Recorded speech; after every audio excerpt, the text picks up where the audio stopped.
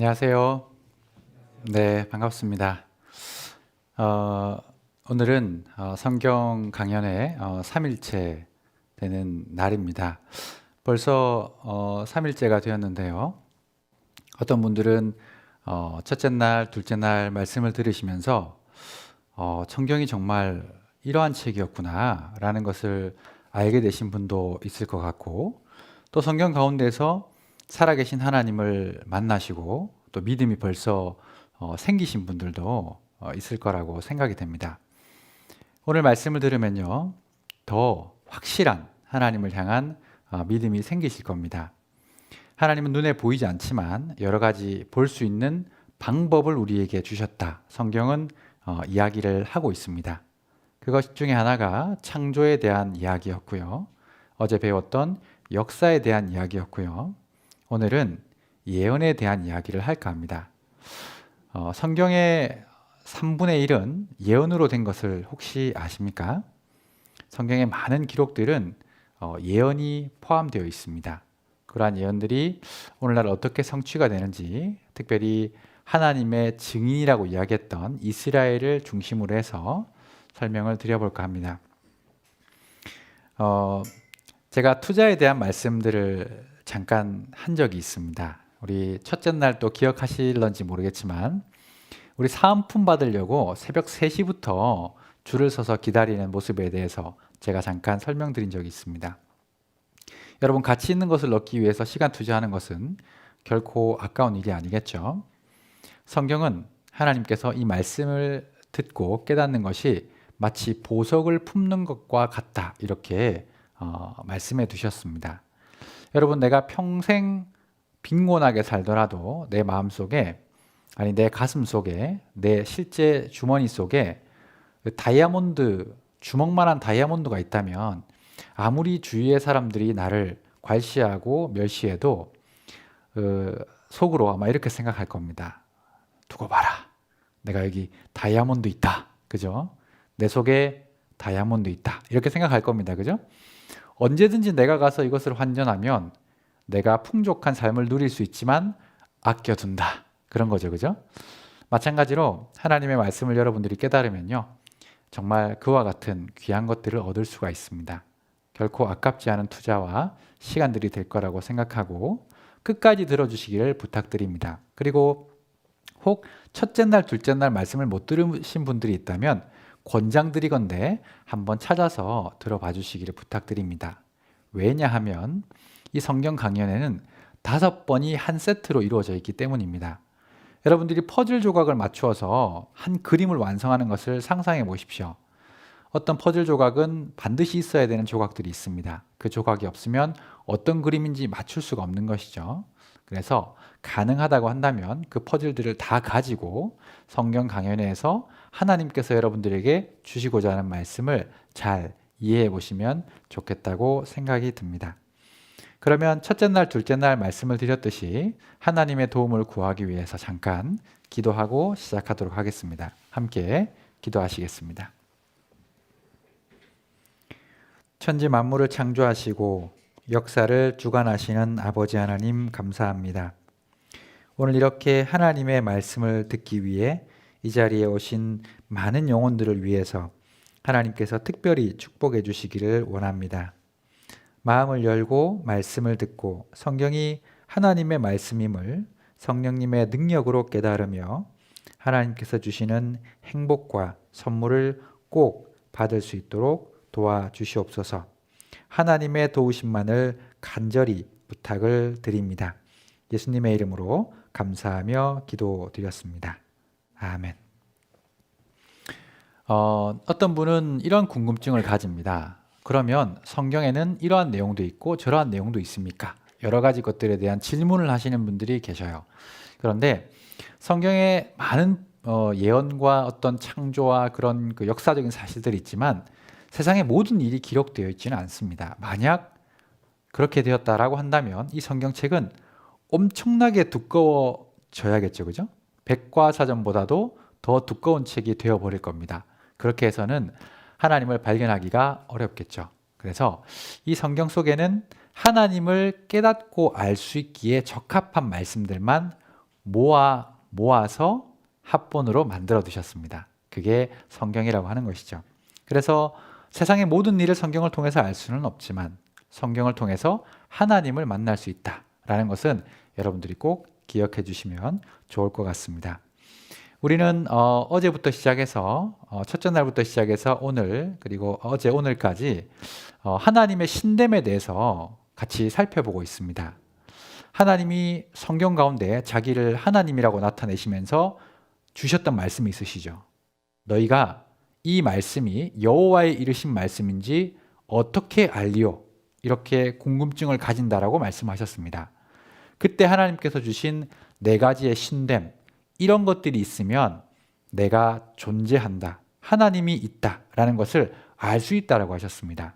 첫 번째는 과거에 대한 이야기를 할 수 있어야 된다고 말씀하셨어요. 그래서 첫째 날 창조부터 과거까지 조금 살펴봤습니다. 그리고 하나님은 복과 저주를 내리실 수 있는 분이다, 이렇게 기록이 되어 있고, 그리고 정말 신이라고 한다면 여러분 미래의 일도 알 수 있어야 되지 않겠습니까? 내 미래의 일, 그리고 이 지구의 미래의 일도 신이라고 한다면 말씀할 수가 있어야 된다라고 하나님 스스로가 성경책에 그렇게 기록해 두셨어요. 궁금하신 분은 어제 말씀을 참고해 주시기 바랍니다. 신명기 18장에 기록이 되어 있습니다. 그래서 이러한 것들을 쭉 살펴보고 있습니다. 어제 마지막에 알려드렸던 말씀은 홍해 사건이었습니다. 레드시라고 불리는 홍해, 실제로 지금도 중동 지역에 있는 그 홍해, 그 바다가 갈라지고 이스라엘 사람들이 노역하던 이집트에서 탈출해서 그 홍해를 건너고 시내산까지 당도했던 내용을 어제 마지막 부분으로 설명을 드렸었습니다. 오늘은 그 이후를 이어서 말씀을 좀 드려보겠습니다. 자, 그래서 그들이 당도했던 지역은 시내산이라고 하는 그런 산이었습니다. 우리 주위에도 산이 많죠, 그죠? 여러분들 산 아시죠? 마운틴. 네? 산에 당도를 했는데 이 산에서 하나님께서 이스라엘 사람들에게 여러 가지 법들을 주셨어요. 이렇게 하고 저렇게 하고 살아라라고 아주 좋은 법들을 주셨는데, 그러면서 이 이스라엘 사람들이 하나님과 약속을 맺습니다.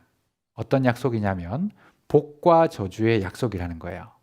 자, 제가 신됨의 네 가지 조건 중에 하나가 복과 저주라는 걸 말씀드렸죠, 그죠? 이 복과 저주에 대한 약속을 하는데 이 약속에 대한 내용이 여러분 그들에게는 복과 저주의 약속이었지만 실제로 그들의 역사 가운데서는 여러분 그건 예언과도 같은 거였어요. 그렇죠? 너희들이 이렇게 살면 복을 받을 것이다. 어떤 복인지도 구체적으로. 너희가 이렇게 살면 저주를 받을 것이다. 어떤 저주라는 것도 구체적으로. 하나님이 말씀하셨죠. 이것은 복과 저주임의 동시에 그들에게는 미래의 일이었다라고 하는 것입니다. 여러분들이 이것을 이스라엘 역사 가운데 확인해 볼 수 있다면 하나님께서 정말 예언하시고 성취하시는구나 하는 것을 알 수가 있습니다. 그 복과 저주의 내용을 성경 속에서 한번 살펴보시겠습니다. 신명기 28장을 한번 보시겠습니다. 신명기 28장 2절부터 제가 읽어드리겠습니다. 내가 내 하나님 여호와의 말씀을 순종하면 이 모든 복이 내게 임하며 내게 미치리니 성읍에서도 복을 받고 들에서도 복을 받을 것이며, 조금 빨리 읽겠습니다. 내 몸의 소생과 내 토지의 소산과 내 짐승의 새끼와 우양의 새끼가 복을 받을 것이며 내 광주리와 떡반죽 그릇이 복을 받을 것이며 내가 들어와도 복을 받고 나가도 복을 받을 것이니라. 제가 조금 빨리 읽었는데 이해가 되시죠, 그죠? 제일 많이 나오는 단어가 뭐죠? 복. 이렇게 해도 복을 받고 저렇게 해도 복을 받고, 복을 받는 내용이 굉장히 많습니다. 자, 우리가 이런 삶을 살면 얼마나 좋을까요? 이스라엘 사람들이 그렇게 하나님과 약속을 했습니다. 자, 그런데 복에 대한 내용이 있을 뿐만 아니라 저주에 대한 내용도 있습니다. 15절을 한번 보시겠습니다. 조금 내려오셔서 이것도 조금 빨리 읽어보겠습니다. 내가 만일 내 하나님 여호와의 말씀을 순종하지 아니하여 내가 오늘날 내게 명하는 그 모든 명령과 규례를 지켜 행하지 아니하면 이 모든 저주가 내게 임하고 내게 미칠 것이니 내가 성읍에서도 저주를 받을 것이며 들에서도 저주를 받을 것이요 또 내 광주리와 떡반죽 그릇이 저주를 받을 것이요 내 몸의 소생과 내 토지의 소산과 내 우양의 새끼가 저주를 받을 것이며 내가 들어와도 저주를 받고 나가도 저주를 받으리라. 제일 많이 나오는 단어가 저주이지 않습니까? 그죠? 자, 내가 너희들과 함께 했던 약속을 지키면 복을 주겠다. 그러나 지키지 않는다면 저주를 주겠다. 그렇게 하겠느냐? 라고 이스라엘 사람들에게 물었습니다. 강제하신 게 아니거든요. 그러니까 이스라엘 사람들이 예, 그렇게 하겠습니다. 하나님께서 우리와 함께 하셨고 홍해바다도 건너게 하셨고 대적의 손에서도 건지셨기 때문에 저희들은 하나님을 따르겠습니다. 라고 약속했습니다. 자, 그래서 그들이 복받은 일을 잠깐 살펴보면 이러한 일이 있습니다. 왕들이 통치하던 시대가 있었어요. 그걸 왕정시대라 그러는데 그 복을 아주 많이 받았던 시대가 있습니다. 특별히 그 다윗이라는 왕이 통치할 때였습니다. 혹시 다윗이라는 왕의 이름을 들어보신 적이 있습니까? 혹시 잘 모르신다면 그 아들의 이름은 한 번쯤 들어보셨을 거예요. 그 아들의 이름은 솔로몬입니다. 지혜의 왕이라고 불리는 솔로몬. 그 아들 때에는요, 태평성대를 이루고 정말로 돈이 많고 평안했던 나라를 이루었다라고 돼 있어요. 어느 정도냐고 하면은 은을 귀하게 여기지 않았다 이렇게 되어 있습니다. 자, 여기 한번 보시죠. 열왕기상 10장에 보면 이런 말씀이 있습니다. 그들이 순종했을 때 받았던 복 중에 하나를 설명드리고 있습니다. 솔로몬 왕의 마시는 그릇은 다 뭐라고 돼 있죠? 금. 여러분들의 집에 갔는데 숟가락, 밥가락은 아니죠. 네. 네, 발음이 좀 엉키네요. 숟가락 밥그릇이 전부 금이면 얼마나 기분이 좋겠어요. 그죠? 여러분 혹시 금숟가락으로 밥 먹어보셨어요? 네, 밥맛이 꿀맛이에요. 전 안 먹어봤습니다. 네, 혹시 그렇지 않을까 싶어요. 자, 다 금이고 그리고 여기 보시면 솔로몬 시대에는 은을 귀하게 여기지 아니하면 여러분 은도 금보다는 가치가 떨어지지만 꽤 비싼 돈을 주고 사야 합니다. 그렇죠? 은도 값어치가 있어요. 근데 그것을 귀하게 여기지 않을 정도로 태평성대와 부강한 나라를 이루었다고 하는 것입니다. 이렇게 금이 많고 사람들이 평온하고 국가적으로도 막강한 힘을 가질 수 있었던 그런 시대가 있었어요. 얼마나 좋았겠습니까?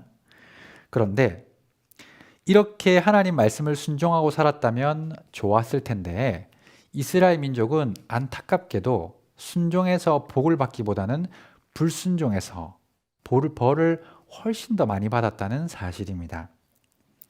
그래서 이스라엘 사람들이 많은 벌을 받았는데 중요한 점은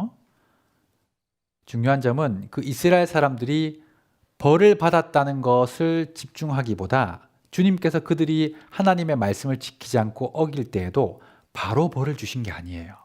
여러분 복은 하나님께서 바로 주셨거든요. 뜸들이지 않고 바로 주셨어요. 그런데 벌을 내리실 때는 그대로 실행하셔도 되는데 바로 벌을 주지 않으셨습니다. 어떻게 하셨냐면 선지자라는 사람을 보내서 그들에게 돌이킬 수 있도록 얘들아 바르게 살도록 하라고 권고하는 말씀들을 많이 해주셨다는 거예요. 여러 번 보내서 돌이키라는 권고를 많이 했습니다. 그러나 그들이 끝내 하나님이 보내신 선지자의 말씀을 듣지 않고 죄를 범하고 하나님의 말씀에 불순종했다는 것입니다. 심지어는요, 그 선지자들을 잡아서 때리고 잘못한 게 없는데 때리고 죽이기까지 했어요. 자, 하나님께서는 그 모습을 보고 한 번 더 참아주셨습니다. 그리고 마지막으로 최후의 수단으로 누구를 보내주시냐면 자신의 아들이라고 하나밖에 없는 아들이셨던 예수님을 사람의 몸을 입혀서 이 땅에 보내주셨다고 기록이 되어 있어요. 설마 종들의 말은 듣지 않아도 내 아들의 말은 듣겠지라고 생각한 겁니다. 그런데 놀랍게도 그들은요, 그 하나님의 아들마저도 매로 치고 십자가의 형틀에 못 박아 죽였다라고 하는 사실이에요. 여러분 이스라엘 사람들이요, 얼마나 악하게 하나님을 대적했는지 조금 이해해 보실 수가 있을 것입니다. 하나님은 그들에게 잘못한 게 없었어요. 돌이키라고 촉구했지만 그들은 끝내 돌이키지 않았습니다. 그 내용이 마태복음 27장에 있습니다. 한번 살펴보겠습니다. 마태복음 27장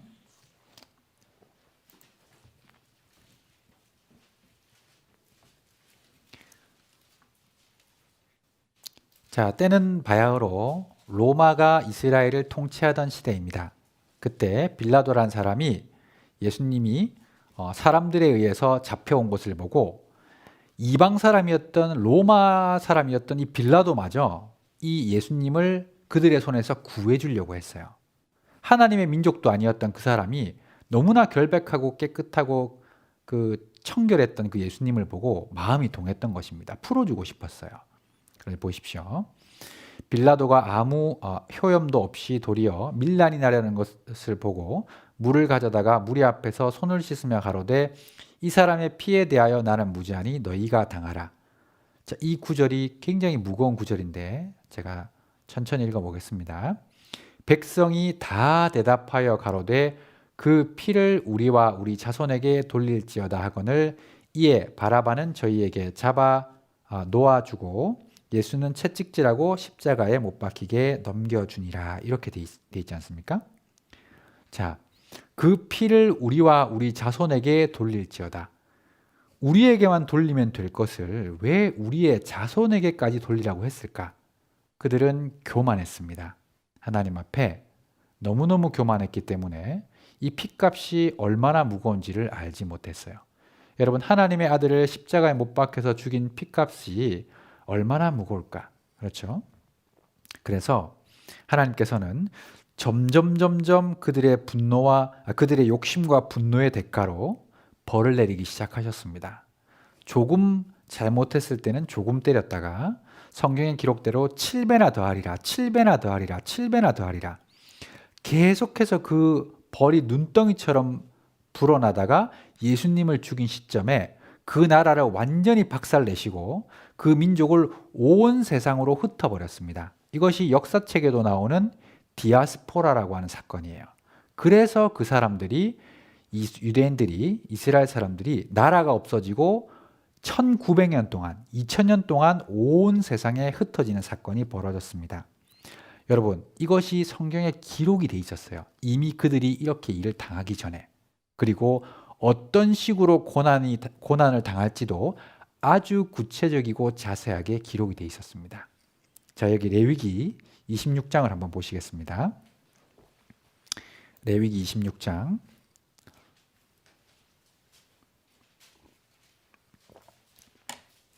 33절 말씀 제가 읽겠습니다. 내가 너희를 열방 중에 흩을 것이요 내가 칼을 빼어 너희를 따르게 하리니 너희의 땅이 황무하며 너희의 성읍이 황폐하리라. 자, 제가 화면에 보이시는 대로 색깔을 쳐놓은 부분이 있습니다.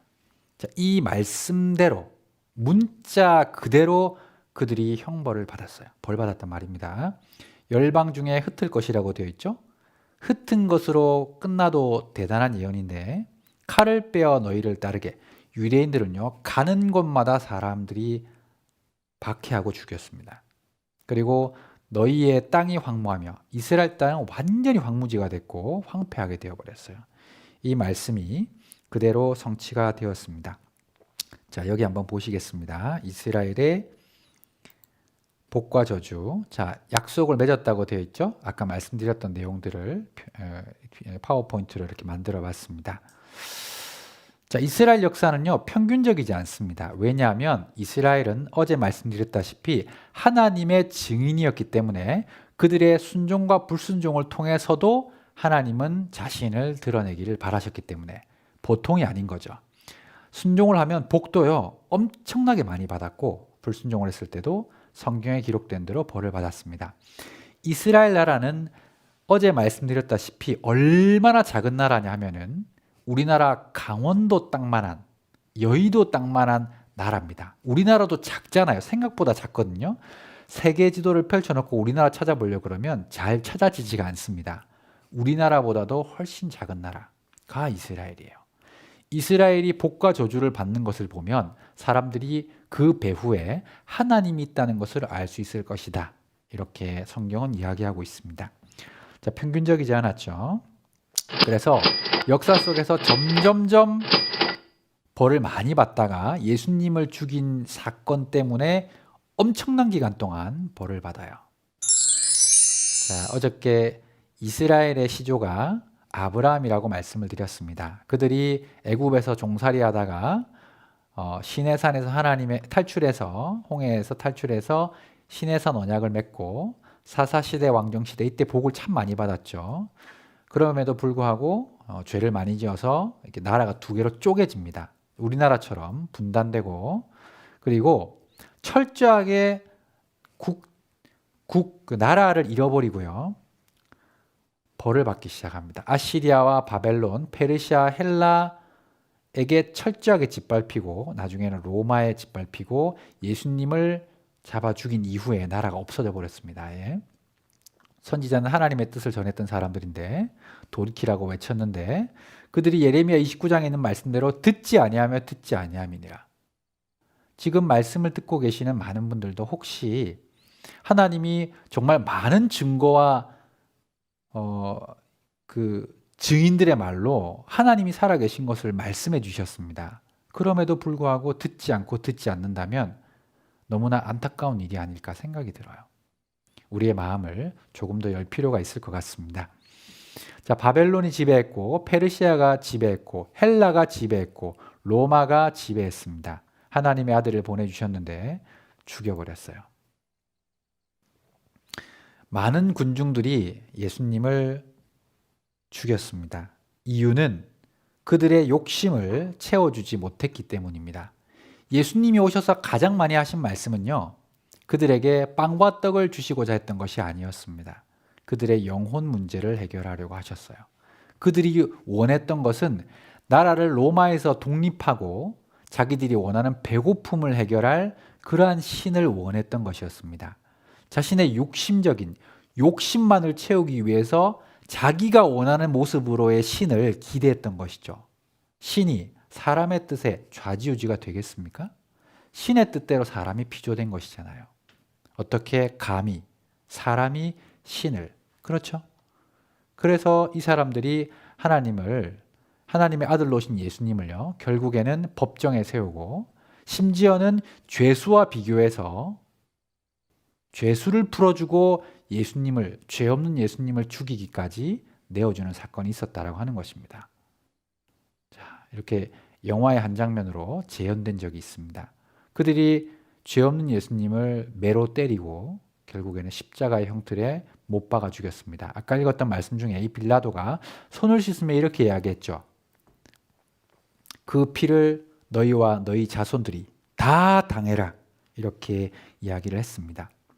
그래서 실제로 그들이 환난을 당하기 시작했습니다.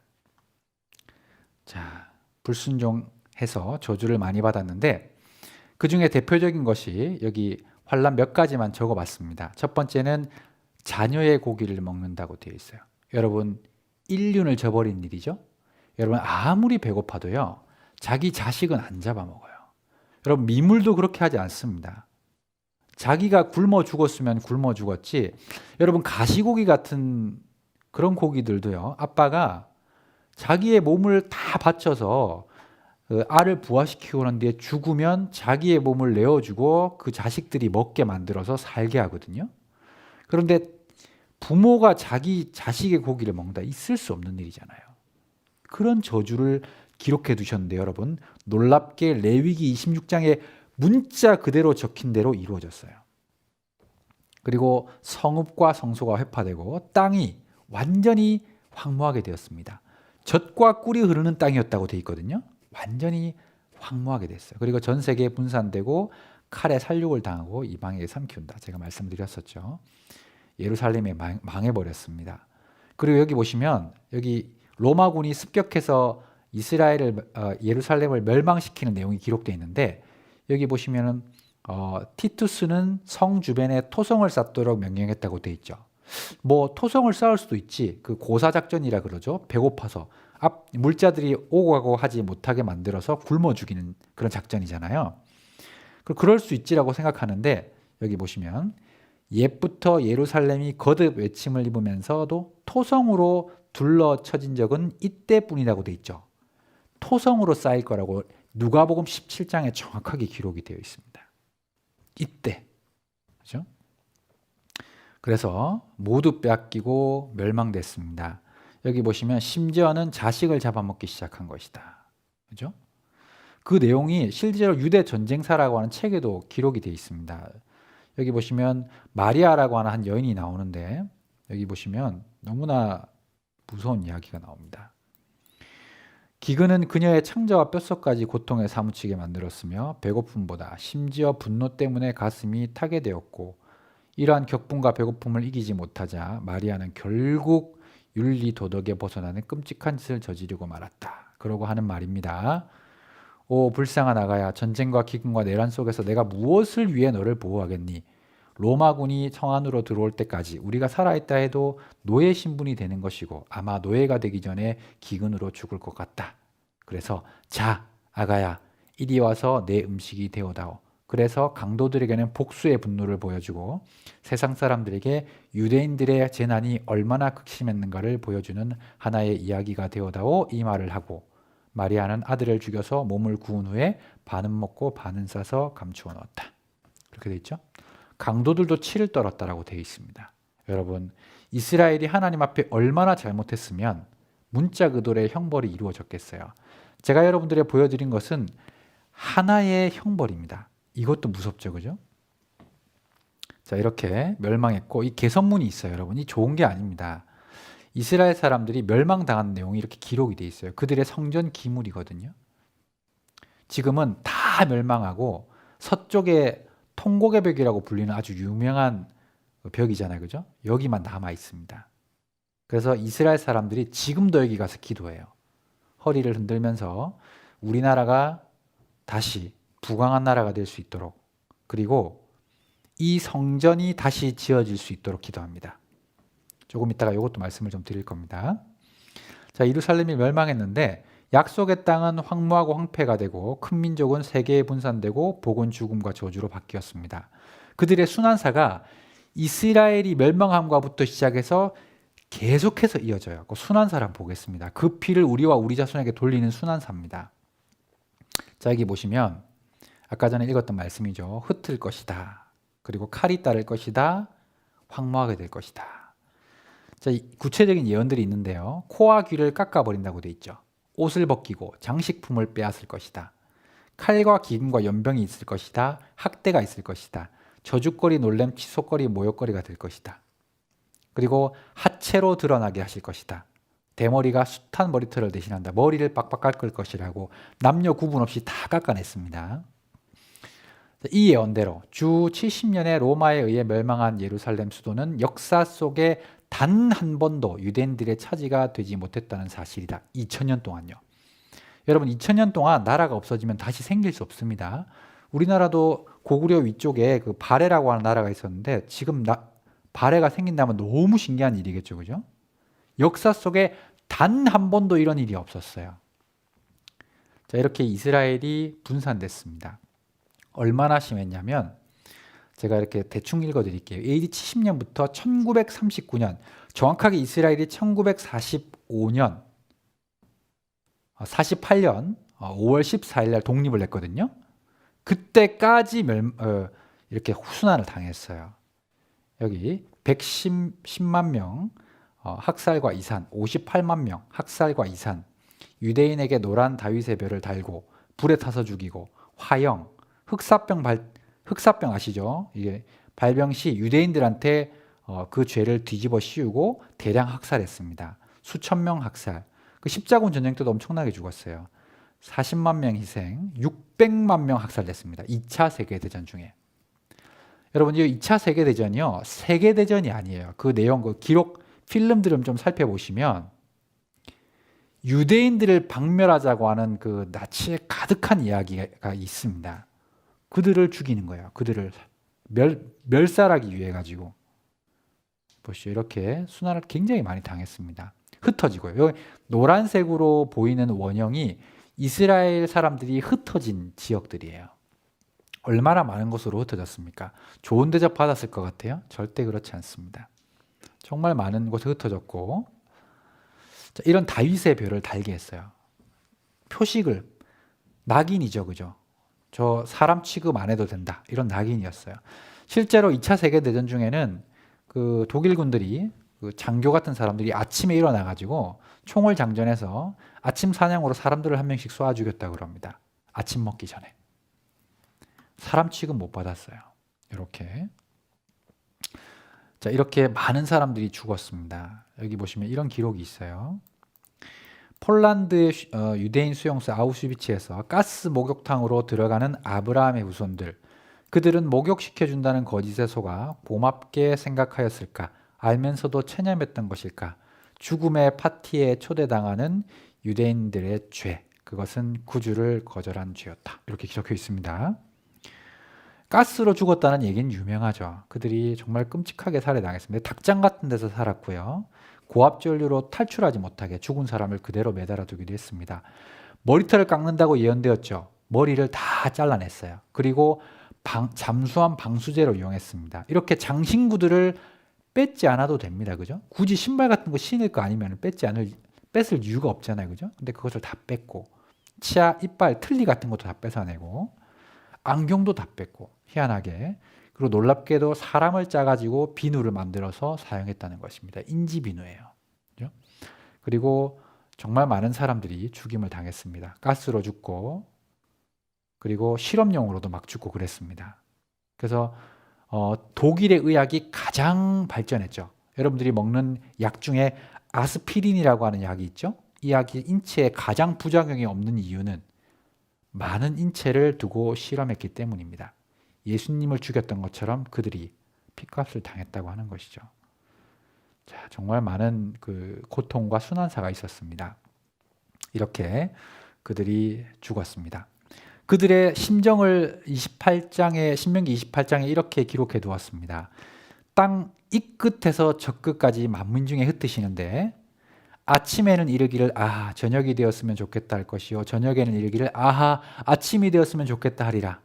여러분, 자면은 내일이 되었으면 좋겠고 내일이 되면은 빨리 자면 좋겠고, 이 생명이 정말 달랑달랑 달려 있는 것을 알 수가 있는 것입니다. 그래서 하나님께서 정말 이 이스라엘 사람들에게 복과 저주를 확실하게 보여주셨다고 하는 것입니다. 순환에 대한 내용 잠깐 보시겠습니다.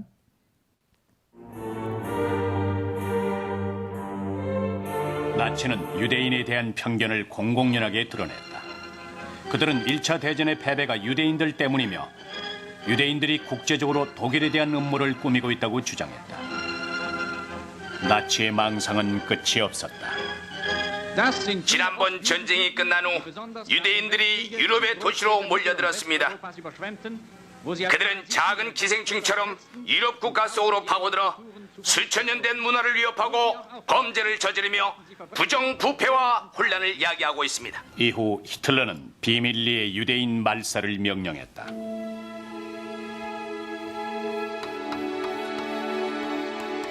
(1942년 1월) 로즈 게토에서 이송될 유대인들이 처음으로 선정됐다.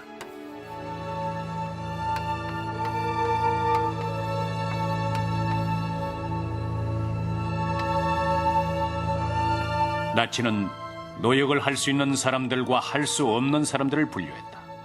일단 나치는 사람들을 남자들과 여자들, 아이들로 나누었다. 그리고 그 중에서 바로 처형할 사람들을 골라냈다.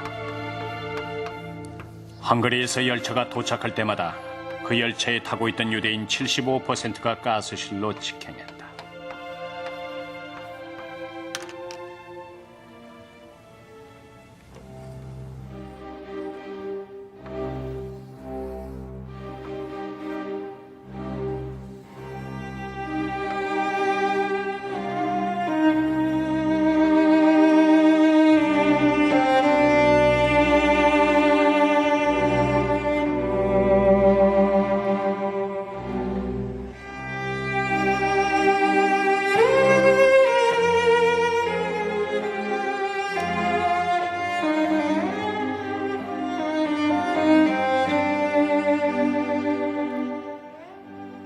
그곳에 들어가면 사람들이 비명을 질렀습니다.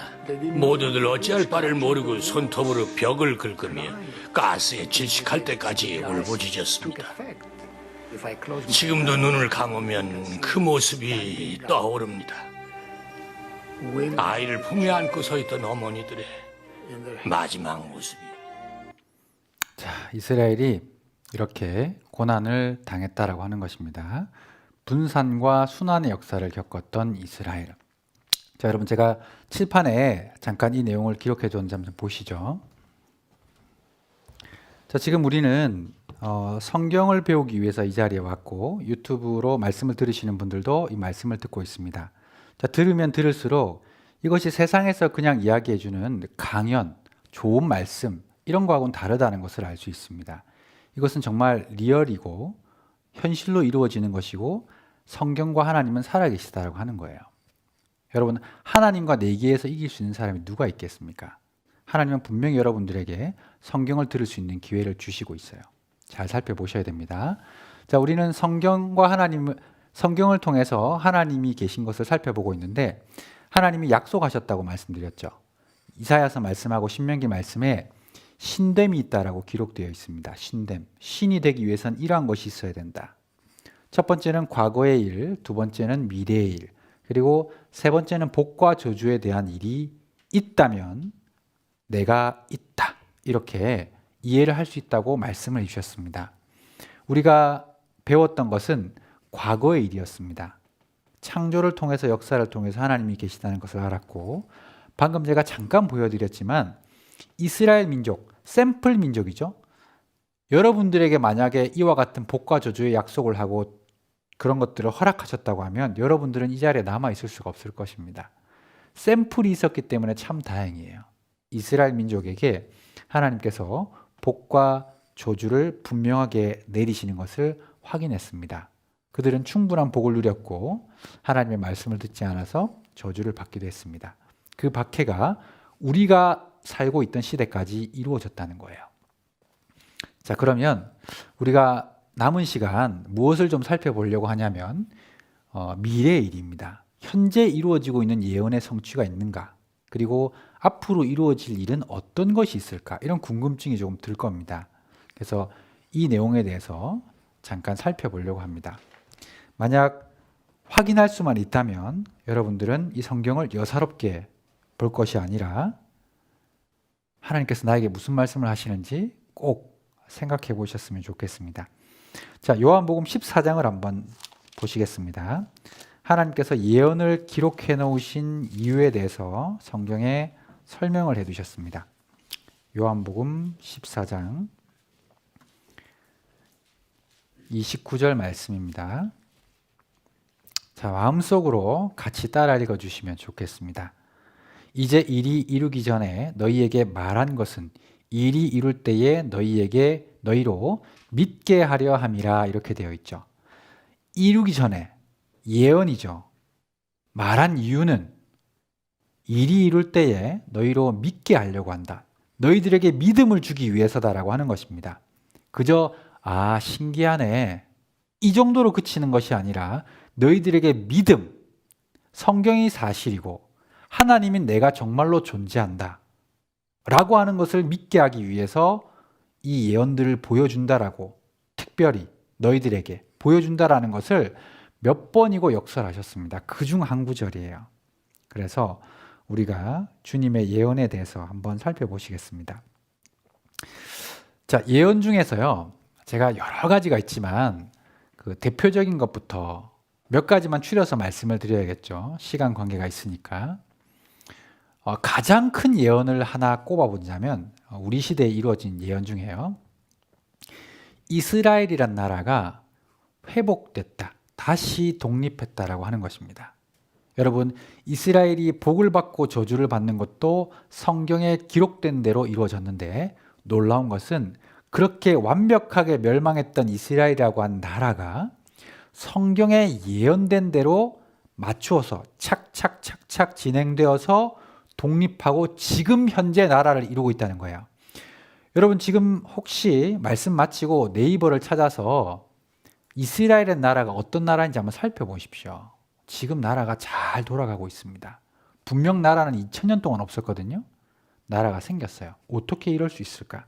여러분들은 그냥 국제사회에서 일어나는 한 사건 정도로 생각하지만 하나님은 전 세계적으로 자신이 있다는 것을 드러내고 있는 그러한 내용이라고 하는 것입니다. 관심 있게 볼 필요가 있다고 하는 것이죠. 이것이 나라가 서서히 만들어진 것이 아니라 여러분 갑자기 만들어졌어요. 서서히 만들어졌으면 사람들이 계획하고 준비해서 만들 수도 있겠죠. 그런데 이스라엘이라는 나라가 갑자기 만들어졌습니다. 우리 시대에 성취가 되었죠. 자, 왜 하나님께서 이스라엘을 다시 이렇게 회복시키시냐? 그들에게 복을 다시 주시냐? 그들이 예뻐서가 아니에요. 이유가 적혀 있습니다. 에스겔서 16장 제가 여기 화면으로 한번 보시죠. 자, 그들을 그 행위대로 심판하여 각국에 흩으며 열방에 해쳤더니 그들의 이른바 그 열국에서 내 거룩한 이름이 그들로 인하여 더러워졌나니. 자, 이유가 그들이 하나님의 백성임에도 불구하고 불순종하고 사니까 전 세계에 하나님의 이름이 더러워졌다는 겁니다. 그래서 22절 보시면 그러므로 너는 이스라엘 족속에게 이르기를 주 여호와의 말씀에 이스라엘 족속아 내가 이렇게 행함은 너희들을 다시 나라를 만들어주고 회복시켜주는 이유는 너희를 위함이 아니요 너희가 들어간 그 열국에서 더럽힌 나의 이름을 거룩한 이름을 위함이라고 이유를 정확하게 말씀하셨습니다. 너 때문이 아니라 나 때문이다. 내 이름을 위해서다. 이렇게 말씀하셨습니다. 그리고 성경 말씀에 나 여호와가 말하였으니 이루리라. 굉장히 무거운 말씀이죠. 나 여호와가 말하였으니 이루리라. 이루신다는 것입니다. 과연 이루어졌는지 우리가 살펴봐야겠죠. 자, 이스라엘이란 나라, 그죠? 없어진 나라라고 하는 것이 다시 국가로 성립하기 위해서는 저희가 한 번쯤은 들어보셨을 법한 세 가지의 요건이 함께 충족되어야 합니다. 첫 번째는 국민이 있어야겠죠? 나라의 충족 요건 중에 하나가 국민입니다. 그리고 두 번째는 영토죠. 그리고 세 번째는 주권입니다. 국력이 있어야겠죠. 이 세 가지가 하나라도 빠지게 되면 나라라고 부를 수가 없습니다. 국민이 있고 국력이 있지만 영토가 없다. 그건 무정부단체죠. 그죠? 무정부단체. 그냥 사람들만 다니는. 그리고 국력이 약하다. 속국이 되어버리겠죠. 그죠? 국민이 없다. 이건 말할 것도 없는 것이죠. 이 세 가지가 한꺼번에 다 이루어져야 나라라고 부를 수가 있는 것입니다. 자, 여기 이스라엘의 회복에 대한 예언 한번 보시겠습니다. 자, 이런 예언들이 성경에 기록이 되어 있습니다. 멸망되었을 때 적혀 있던 내용이죠. 나라를 세우고 국민이 돌아오고 땅이 회복되고 강한 나라가 되고. 자, 요까지 아까 제가 말씀드린 세 가지의 요건이었는데 추가로 하나님께서 돈 버는 재능을 주시고 좋은 두뇌를 주신다고 말씀을 해 두셨습니다. 자, 여기 보시면 예언을 이렇게 해 두셨는데요. 자, 이것은 에스겔이라고 하는 선지자에게 하나님께서 보여주신 환상입니다. 실제가 아니고 환상입니다. 자, 여호와께서 권능으로 내게 임하시고 그 신으로 나를 데리고 가서 골짜기 가운데 두셨는데 거기 뼈가 가득하더라. 말라붙어 있는 뼈들이 아주 많이 있었다는 것입니다. 그런데 자, 이 뼈들이 능히 살겠느냐 에스겔에게 물어봤습니다. 그런데 놀랍게도 극히 큰 군대더라. 갑자기 그 뼈들이 들어맞고 심줄이 오르고 살이 붙어서 나라가 탁 완성이 됐습니다. 그렇게 될 수 있겠느냐? 에스겔은 하나님은 하실 수 있습니다. 이렇게 얘기했는데 그렇게 되었다라고 돼 있어요. 자, 이 환상을 보여준 목적도 하나님께서 말씀해 주셨습니다. 여기 보시면 또 내게 이르시되 인자야 이 뼈들은 누구라고 되어 있죠? 이스라엘 온 족속이라. 그들이 이르기를 우리의 뼈들이 말랐고 우리의 소망이 없어졌으니 우리는 다 멸절되었다 하느니라. 그러므로 너는 대언 하나님의 말씀을 받아서 이야기하는 겁니다. 성경도 하나님의 말씀을 받아서 기록했다고 되어 있죠. 대언하여 그들에게 이르기를 주 여호와의 말씀에 내 백성들아 내가 너희 무덤을 열고 너희로 거기서 나오게 하고 이스라엘 땅으로 들어가게 하리라. 이스라엘 땅으로 들어가게 하리라. 이렇게 예언을 하셨다는 것입니다. 그래서 그들이 실제로 나라로 들어갔습니다. 자, 증거의 방법은 예언의 성취인데요. 부활한다, 이룰 것이다. 이 내용입니다. 그죠? 아까 예언에 대한 그런 그림이죠. 뼈들이 살 수 없는데 갑자기 살았어요. 분산됐다가 1948년 5월 14일 이스라엘이 갑자기 생겼어요. 갑자기. 자, 이 나라가 건국될 때, 자, 나라가 생겼는데 이제 국민들이 와야 될 거 아니에요. 그죠? 그죠? 자, 국민들이 전 세계에 흩어져 있습니다. 어떻게 돌아올까? 그 방법들 중에 하나가 성경에 구체적으로 예언이 되어 있습니다. 찾아보겠습니다. 이사야서 60장. 이사야서 60장 8절 말씀입니다. 제가 읽겠습니다. 저 구름같이 비둘기가 그 보금자리로 날아오는 것 같이 날아오는 자들이 누구뇨? 예언이거든요. 여러분, 예언입니다. 이사야 성경은 지금으로부터 2700년 전에 기록되었는데 하나님이 이사야에게 뭔가를 보여주셨어요. 사람들이 뭔가를 타고 날아오는데 비둘기 같은 것을 타고 날아온다. 2700년 전에는 비행기가 없었죠. 그래서 표현할 방법이 달리 없었기에 자기가 가장 익숙하게 보았던 비둘기라는 단어를 성경에 기록으로 남겼습니다. 그래서 날아오는 것 같은 자들이 누구뇨? 실제로 전 세계에서 이스라엘 사람들이 비행기를 타고 돌아왔습니다. 여기 한번 보시죠. 날아오는 자가 누구뇨?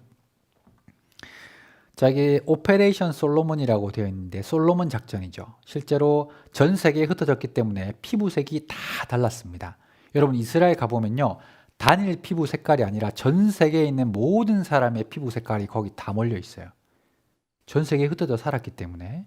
자, 이 비행기 의자를 뜯어내고 사람들을 공수해서 실어 왔습니다. 전 세계에서. 자, 비행기는 만들어진 지가 얼마 되지 않죠, 그죠? 예언이 그대로 성취가 되었습니다. 그리고 심지어는 어느 방향에서 어떻게 올 것도 예언되어 있어요. 성경에는 동서남북에서 온다고 되어 있는데 그 중에 북쪽과 남쪽에 대한 예언이 있습니다. 자, 에스겔서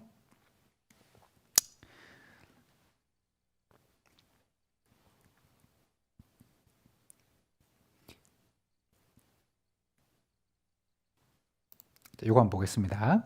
분산됐다가 다시 돌아왔는데 국민들이 돌아오죠, 그죠? 이렇게 많은 사람들이 전부 다 유대인이에요. 돌아오고 있는데, 자, 여기 보시면 이사야서 43장에 보시면 동방에서부터 오게 하며 서방에서부터 너를 모을 것이며 북방에 이르기를 뭐라고 되어 있죠? 놓으라. 남방에 이르기를 구려하지 말라라고 되어 있습니다. 자, 구류라는 말도 잡고 있다는 말하고 비슷합니다. 자, 그런데 이스라엘 사람들이 나라를 이루기 위해서 막 돌아오는데 동쪽 서쪽에서는 속된 말로 태클을 걸지 않아요. 그런데 북쪽과 남방에서는 태클을 거는 겁니다. 못 가게 막는 거예요. 실제로 그런 일이 있었습니다. 여기 한번 보시죠. 자, 이 그림을 넣어둔 이유는 2차 세계대전 중에는 이스라엘이란 나라가 여기 없었다는 거예요. 그런데 독립선언을 갑자기 했습니다. 그리고 이스라엘이라는 나라가 여기 생겼죠. 그러죠? 갑자기 생겼습니다.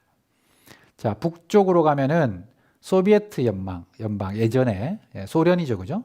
아래쪽으로 내려오면 이디오피아 남쪽, 북쪽과 남쪽을 잘 기억해 주십시오. 분명히 그들이 구려하고 가지 말라고 잡는다라고 되어 있습니다. 그렇죠? 놓으라. 여기 보시면 박해 속의 소련 유대인이라고 되어 있는데 실제로 소련이 이스라엘 사람들이 돌아가려고 할 때 잡았어요. 그리고 인두세를 매겼습니다. 굉장히 높은 인두세를 매겼어요. 못 가게 막는 겁니다. 그런데 놀랍게 어떤 일이 벌어졌냐면 미국 밀과 바꾸는 유대인이라고 돼 있어요. 아무런 상관이 없는 미국이란 나라에서 유대인을 돕기 시작했습니다. 왜 그럴까요? 이 미국이 유대인의 손에 의해 꽉 잡혀 있기 때문입니다. 그리고 심지어는 프랑스가 비행기편을 제공하거든요. 프랑스도 유대인의 손에 꽉 잡혀 있어요. 유대인이 돌아가는 것을 나라가 도와주고 움직이게 만들었습니다. 무더기 흥정이라고 돼 있죠. 너무너무 유명한 사건이어서 신문에도 많이 났습니다. 미국이 소련에게 식량을 주니까 그래, 가라. 보내주기 시작한 겁니다. 놓았죠, 그죠? 무역상 최혜국, 무역상 대우도 엄청 좋게 해준다 그러니까 유대인 이민을 허용했습니다. 소련 유대인 엑소더스, 이렇게 나갔다는 거죠. 그리고 남방에 이르기를 구려하지 말라라고 되어 있습니다. 마찬가지입니다. 여기 보시면 못 가게 막으니까 아까 모세 작전 보셨죠? 모세 작전. 이스라엘에서 비행기를 공수해가지고 몇백 대의 의자를 싹 뜯어가지고 거기에 한꺼번에 가지고 이스라엘 사람들이 싹 데려왔어요. 자, 이디오피아 유태인 대탈출, 이디오피아 유태인 제2 엑소더스 이렇게 돌아왔습니다. 여러분 이스라엘 사람들이 돌아오는 것은 주의 깊게 봐야 될 예언의 성취 중에 하나입니다. 한번 보시죠. 이디오피아에서 온 유대인들이 도착했다.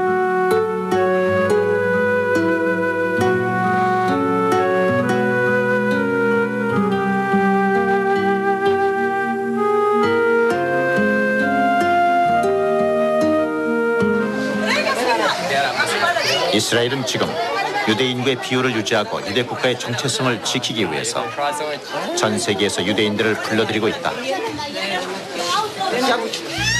기원전 175년 일단의 유태인들이 탄 배가 인도양에서 난파당해 인도의 유태인들이 상륙한 후 유태인들은 2000여 년 동안 인도에서 공동체 사회를 이루고 살아왔습니다. 하지만 최근 인도 유태인 가운데 상당수가 이스라엘로 이주함에 따라 인도의 유태인 수가 줄고 있다고 합니다. 프랑스에 살고 있는 유대인 200여 명이 오늘 이스라엘로 향했습니다. 인종차별적인 범죄 위협에 시달리지 말고 이스라엘로 귀국하라는 얼마 전 샤론 총리 발언에 이어진 것입니다. 파리에서 한상덕 특파원이 전해드립니다. 자, 이스라엘이 돌아오고 있죠. 지금도 돌아오라고 이야기하고 있습니다. 대부분이 돌아갔고 일부가 남아 있어요.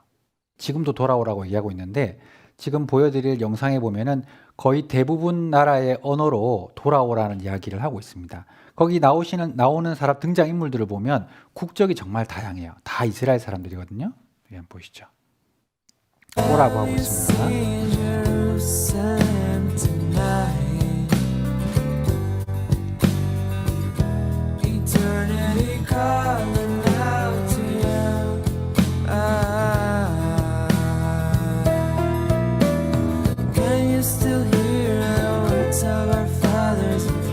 날아온다 그랬죠.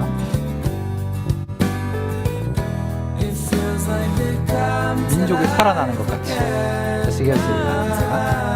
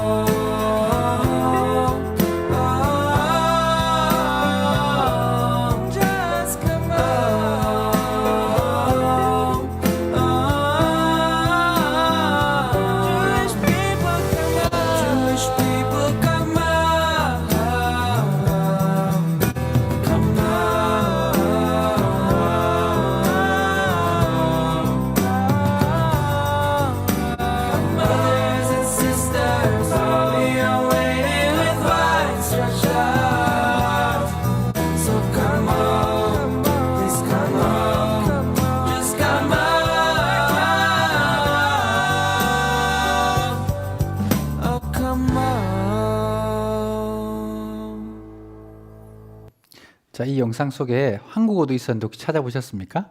네, 집에 오라 이렇게 적힌 내용이 있었습니다. 그들은 지금도 부르고 있어요. 그리고 오면은 수많은 혜택들을 줍니다. 놀랍지 않습니까? 예언된 대로 날아서 그들이 동서남북에서 모여들고 있습니다. 나라를 이루었어요. 그뿐만이 아닙니다. 아까 땅에 대한 말씀을 드렸죠. 나라가 땅이 회복되고 심지어는 비옥하게 되었다고 되어 있어요. 자, 에스겔서 36장을 한번 보시겠습니다. 에스겔서 36장 자, 제가 읽어드리겠습니다. 전에는 34절 전에는 지나가는 자의 눈에 황무하게 보이던 그 황무한 땅이 장차 기경이 될지라 사람이 이르기를 이 땅이 황무하더니 이제는 에덴 동산같이 되었고 황량하고 적막하고 무너진 성읍들의 성벽과 거민이 있다 하리니 너희 사면 남은 이방 사람이 나 여호와가 무너진 곳을 건축하며 황무한 자를 심은 줄 알리라. 나 여호와가 말하였으니 이루리라. 자, 여기 보면 이방 사람이라고 되어 있는데요. 이스라엘 사람들의 입장에서는 이스라엘 사람 이외의 모든 민족은 이방인에 속합니다. 그렇죠? 그럼 우리나라도 이방 사람에 속하겠죠. 이방 사람들이 너희들이 돌아오는 것을 보면은 나 여호와가 말하고 이룬 줄을 알 것이다. 저희가 지금 알고 있는 거예요. 그래서 성경을 믿게 되는 겁니다. 예언하시고 이루시네? 하나님이 계시구나. 그죠? 자, 여기 땅이 회복됐습니다. 항무지가 옥토가 된다고 말씀하셨는데 이거 한번 보시죠. 멋지게 옥토가 됐습니다. 자, 여러분, 이런 황량한 땅에 농사를 이룬다는 것은 사실 굉장히 어려운 일입니다. 그뿐만이 아니라 이스라엘 땅은 물을 땅에다가 부으면 그 땅, 그 성질 때문에 그 물이 땅 밑으로 다 빠져버리는 그런 땅입니다. 그러니까 이 척박한 땅을 아무리 힘들게 이루어도 물을 줘버리면 싹 빠져버리는 거예요. 어떻게 여기 농사를 짓겠습니까? 그런데 놀랍게도 여기 농사를 짓는 일이 벌어졌어요. 자, 이렇게 황량한 땅이었습니다. 너무나 황량하죠. 근데 이스라엘 사람들이 예언을 믿고 성경 말씀을 믿고 돌아왔습니다. 여기 보면 시오니스트들이 돌아왔죠. 그죠? 심지어는 젖과 꿀이 흐르는 낙원이 됐다 그랬습니다. 이렇게 자기 좋은 땅, 미국, 프랑스 자기들 좋은 땅 있잖아요. 자기들이 지금 거기서 거주하고 있었던 그렇게 좋은 지역들을 다 버리고 텐트촌에 살면서 나라를 이루기 시작했습니다. 어떻게 이럴 수 있을까? 그죠? 한 뼘 한 뼘 이루고 관계 수로를 이루고 여러분 이거 우리 배우기 위해서 새마을 운동 때 가서 배워오기도 했습니다. 그래서 지금은 너무나 아름다운 땅이 되었어요. 이런 조그마한 물을 흘려가지고 물을 계속 공급함으로 인해서 농산물을 생산하고 꽃도 생산하는 지금은 농산물을 수출하는 국가가 될 정도로 땅이 비옥하게 바뀌었어요. 여러분 이렇게 아름다운 나라가 됐습니다. 멋지지 않습니까? 그리고 위성에서 보면요. 같은 지역인데 여기 한번 보십시오. 여기 이스라엘이고요. 여기가 이집트거든요. 국경선을 중심으로 얼마나 땅 차이가 많이 나는지를 알 수 있어요. 이것이 위성 사진이라는 것을 생각해 보십시오. 가까이서 보면 차원이 다르다는 거예요. 그 정도로 이스라엘이 젖과 꿀의 땅으로 바뀌게 되었다라고 하는 것입니다. 자, 이것이 100년 전에만 예언되어 있어도 여러분 놀라운 일이거든요. 100년 전에 여기 다 황무지였어요. 근데 이룬다. 그렇죠? 자, 그리고 제가 세 번째 말씀을 드린 것이 국력이잖아요. 국력. 그죠? 나라가 국력이 있어야 되는데 이 말씀도 한번 찾아보겠습니다. 이사야 60장 국력의 일면을 알 수 있는 말씀입니다. 이사야 60장 22절 말씀 제가 읽어드리겠습니다. 그 작은 자가 천을 이루겠고 그 약한 자가 강국을 이룰 것이라. 때가 되면 나 여호와가 속히 이루리라. 자, 다 찾지는 못하지만 제가 이런 말씀도 드릴 수 있을 것 같아요. 성경에 기록되어 있는 말씀인데 한 사람이 1000명을 쫓아서 갈 것이라고 말씀했습니다. 여러분 1대 10 정도 싸우면 고수잖아요. 그죠? 아닌가요? 네. 태권도 같은 거나 실제로 길거리에서 주먹 다짐을 하더라도 1대 10이면 대단한 거예요. 총으로 전쟁을 한다 치더라도 10발 날라오는 거하고 한 발 보내는 거하고는 차원이 다르잖아요. 그런데 한 명이 1000명을 이길 수 있다고 성경에 기록되어 있는데 그런 것들도 예언으로 성취가 됐습니다. 강국이 된 거예요. 군사 강국. 여러분 얼마나 이스라엘이 조그만하지만 무서운 나라인지 보여드리겠습니다. 여기 전쟁을 한번 보시죠. 이스라엘은 독립 직후 바로 전쟁이 있었습니다. 너무나 많은 전쟁을 치렀는데 여기 1차, 2차, 3차, 4차 전쟁을 이루었어요.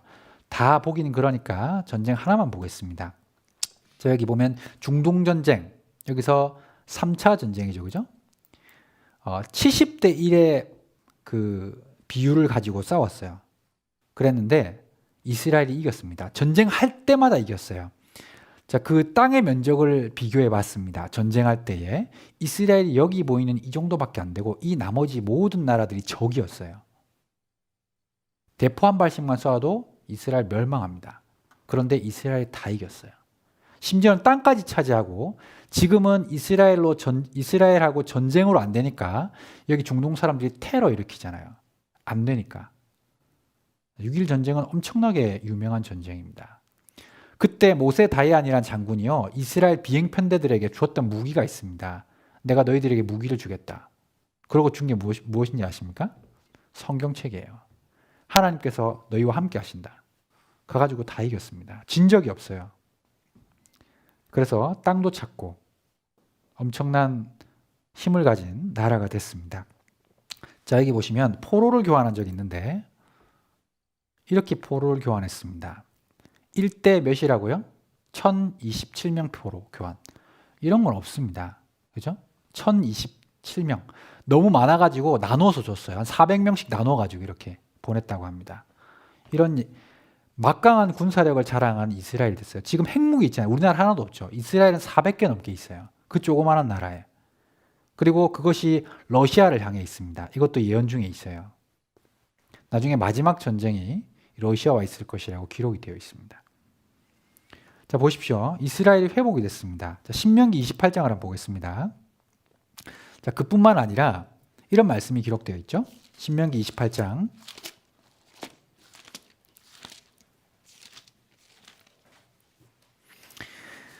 자, 1절 말씀.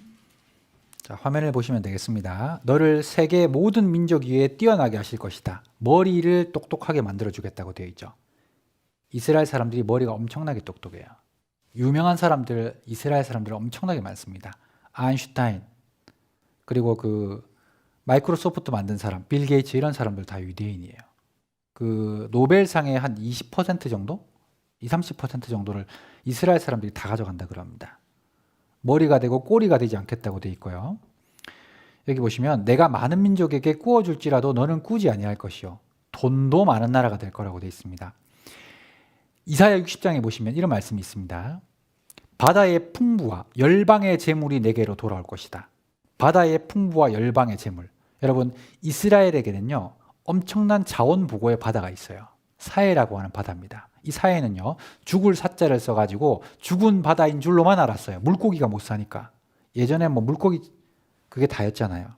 그런데 이 사해 바다에 있는 광물질을 캐니까 미국, 영국, 프랑스에 있는 국가 재산보다도 많은 광물질이 거기에 포함되어 있는 겁니다. 그것만 있어도 이스라엘은 나라가 평생 살 수 있는 거예요. 그런데 거기에 그치지 않고 최근 그 근처에 지중해 이스라엘 바다 앞에서 수많은 유전들이 발견됐습니다. 그리고 그중 한 곳은 전 세계 그 한 곳에서만 전 세계의 매장량의 2번째 2위예요. 2위. 얼마나 성경에 바다의 풍부가 돌아간다 그랬거든요. 그 열방의 재물들은 다 유대인들. 여러분, 요거 한번 보시죠. 이거 한번 보시죠. 아인슈타인. 노벨 평화상을 받은 미국의 전 국무장관 헨리 키신저. 그리고 미국의 경제 대통령으로 불리는 앨런 그린스판. 세계 영화계를 움직이는 마이다스의 손 스티븐 스필버그. 이들의 공통점은 모두가 유대인이라는 것이다. 무엇보다 유대인의 경제적 성공은 그야말로 놀랄만하다. 세계적으로 유명한 기업들 가운데 유대인이 설립했거나 경영을 맡고 있는 곳은 일일이 헤아릴 수 없을 정도이다. 자, 여기 한번 보십시오. 여기 지금 도배되어 있는 기업들은 다 유대인 겁니다. 여기 다 담지도 못했어요. 언론, 뭐 금값, 곡물값 이런 건 다 유대인들이 장악하고 있습니다. 실제로 미국의 땅 있죠, 땅. 미국 땅값이 되게 비싸거든요. 다 유대인들이 쥐고 있어요. 여러분 놀랍지 않습니까? 유대인들이 돈줄로 세상을 꽉 쥐고 있다라고 하는 거예요. 성경의 말씀대로입니다. 자, 마태복음 24장을 잠깐 보시겠습니다. 마태복음 24장.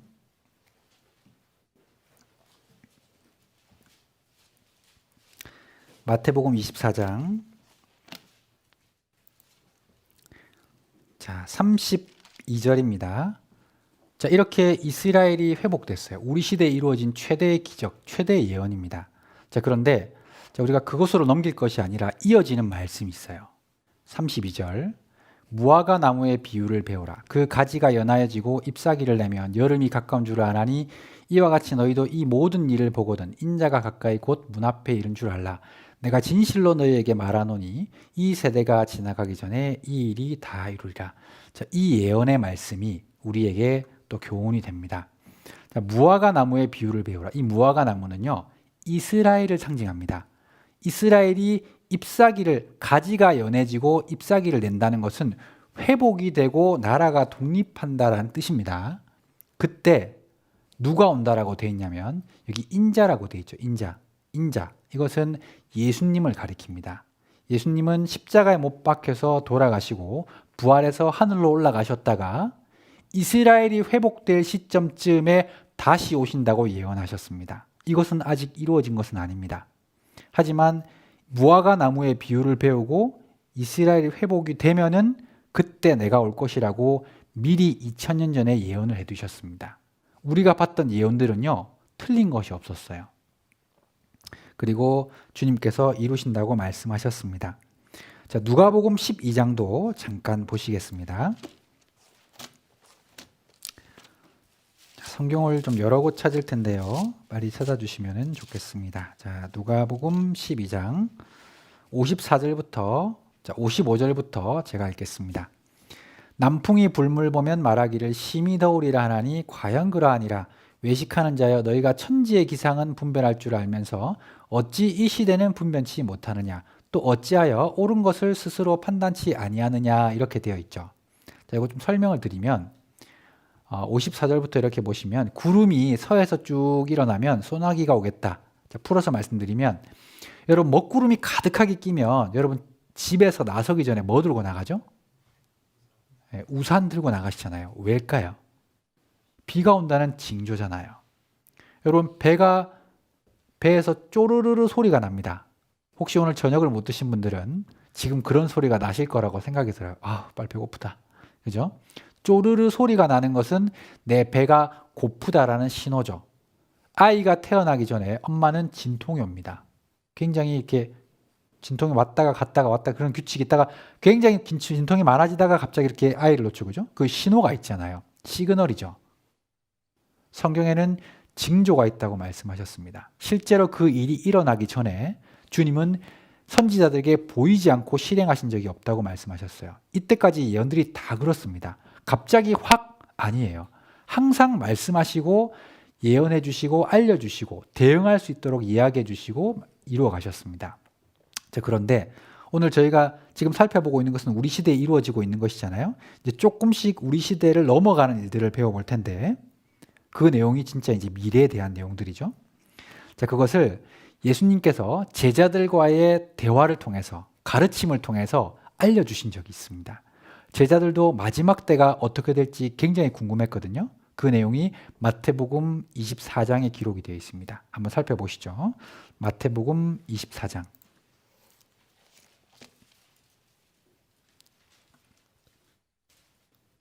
마태복음 24장. 자, 3절부터 제가 읽겠습니다. 예수께서 감람산 위에 앉으셨을 때에 제자들이 조용히 와서 가로되 우리에게 이르소서 어느 때에 이런 일이 있겠사오며 또 주의 임하심과 세상 끝에는 무슨 징조가 있사오리까? 자, 여기 제가 붉은색으로 박스를 쳐놨는데 주의 임하심, 예수님이 다시 오실 것에 대한 정확한 말씀이 기록되어 있습니다. 두 번째, 세상 끝이죠. 이때는 세상이 끝나지 않았어요. 그런데 그들이 궁금했습니다. 예수님이 하나님의 아들이라는 걸 알고 예수님의 지혜를 믿고 여쭤본 거죠. 무슨 징조가 있겠습니까? 사인이 있다는 것을 말씀하셨습니다. 자, 여기 4절부터 14절까지 쭉 그런 내용이 있는데 미혹이 있고 소문이 있고 기근과 지진이 있고 이것이 재난의 시작이 될 것이다. 그리고 불법이 성함으로 많은 사람이 식어지고 천국 복음이 모든 민족에게 증거되면 그제야 끝이 온다라고 되어 있습니다. 자, 예수님이 하신 말씀입니다. 거짓말일 리가 없어요. 천국 복음이 모든 민족에게 증거된다는 것은 여러분들이 지금 극동이라 불리는 대한민국에서도 예수 그리스도의 말씀을 듣고 있을 수 있다는 것은 온 세계의 많은 곳에 복음이 전해지고 있다는 증거입니다. 복음이 거의 다 들어갔어요. 이런 정황들을 살폈을 때 세상 끝이라고 말씀하신 내용들이 하나둘씩 맞아 들어가고 있다는 것을 저희가 알 수가 있습니다. 그때와 그 시기는 알 수 없지만 주님이 징조와 그런 예언들을 성취하시는 것을 우리로 하여금 알 수 있게 해준다는 것이죠. 놀랍지 않습니까?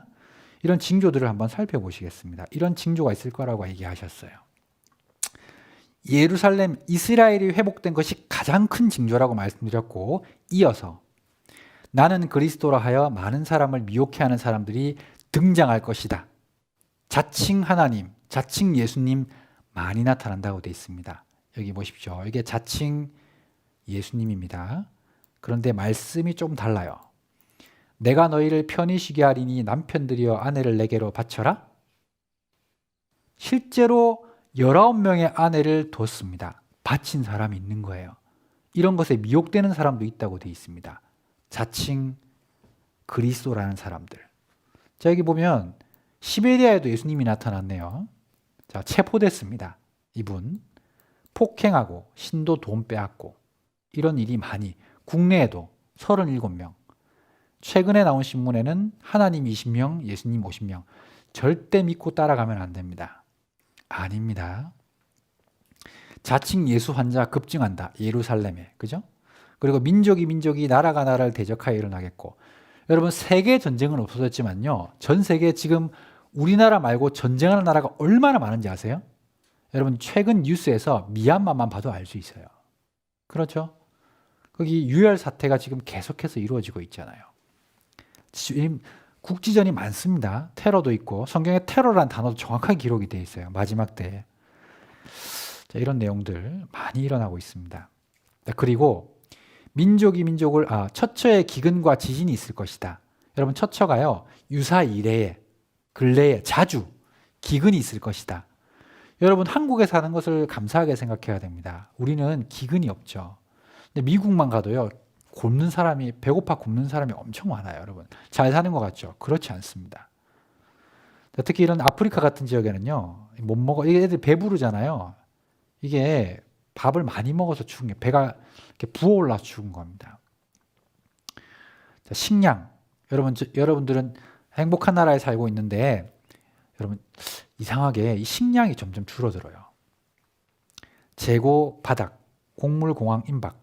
여러분 만약에 이 곡물 가격이 탁 올라가는 순간요, 정말 여러 가지 일들이 벌어질 겁니다. 이 강 건넌 불 아니라고 돼 있죠. 싼 시절 지났다. 자, 그리고 여기 얼마 전에는 코로나만큼 심각한 기근 바이러스가 올 것이다. 뭐 이런 얘기도 나오고 있습니다. 그리고 옷과 같이 지구가 낡아질 것이다. 여러분 다른 건 잘 몰라도 오존층 아시죠? 뚫렸잖아요. 지금 해수면이 계속 상승하고 있고 이걸 막을 수가 없다 그럽니다. 심지어는 밀림의 초지들이 우리 지구의 허파라 그러는데, 그 햄버거 커넥션이라고 하는 다큐멘터리가 있는데, 그 밀림들을 밀어버리고 초지를 만들어서 햄버거를 만들어서 이 지구의 허파를 점점 줄여나가는 일들이 있거든요. 그러니까 점점 그 사막화 이런 것들이 많이 이루어지고 있습니다. 여러분 지금 물 사 드시죠? 정수기 드시죠? 제가 나이가 좀 더 적었을 때는 물 사 먹는다 그러면 손가락질했습니다. 무슨 물을 사 먹느냐고. 여러분 조금 있으면 공기까지 사 먹는 일 실제 생겼습니다. 중국에서 비싼 값에 팔리고 있어요. 지금도. 그리고 여러분들 지금 다 마스크 쓰고 있잖아요. 이거 코로나 때문이기도 하지만 조금만 예전을 기억해 보십시오.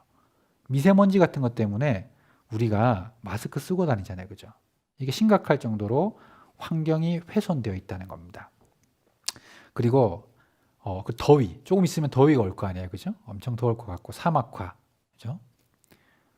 자, 그리고 첫째 지진이 있다 그랬습니다.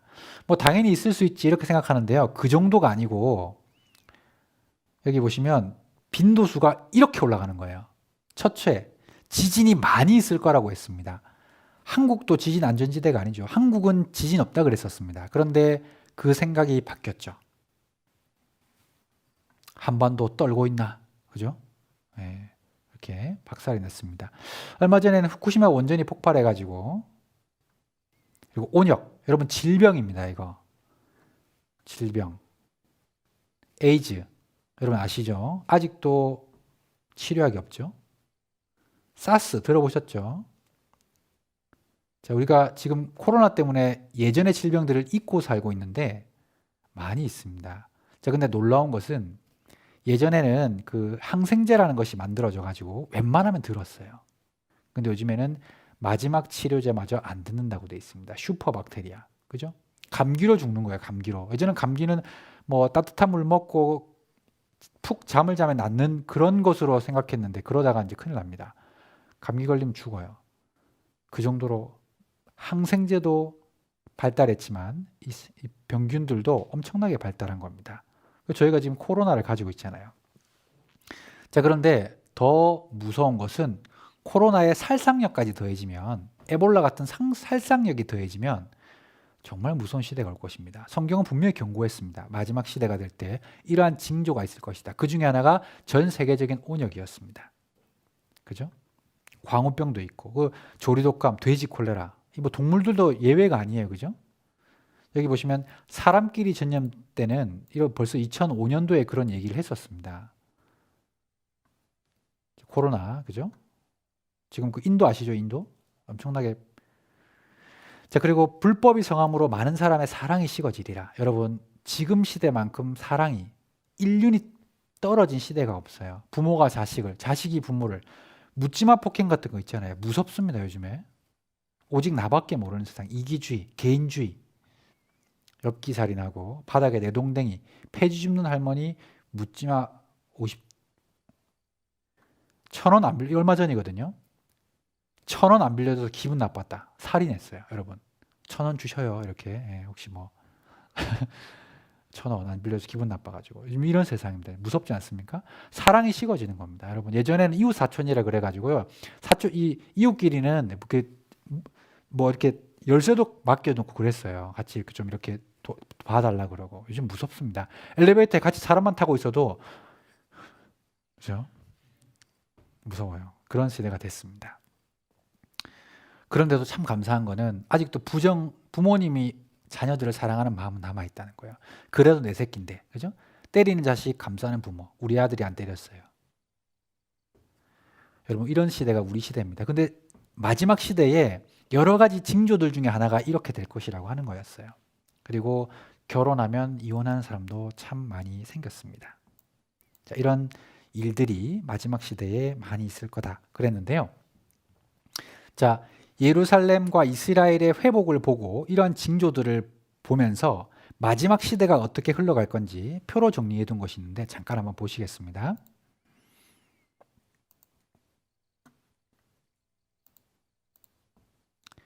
자, 역사표인데요.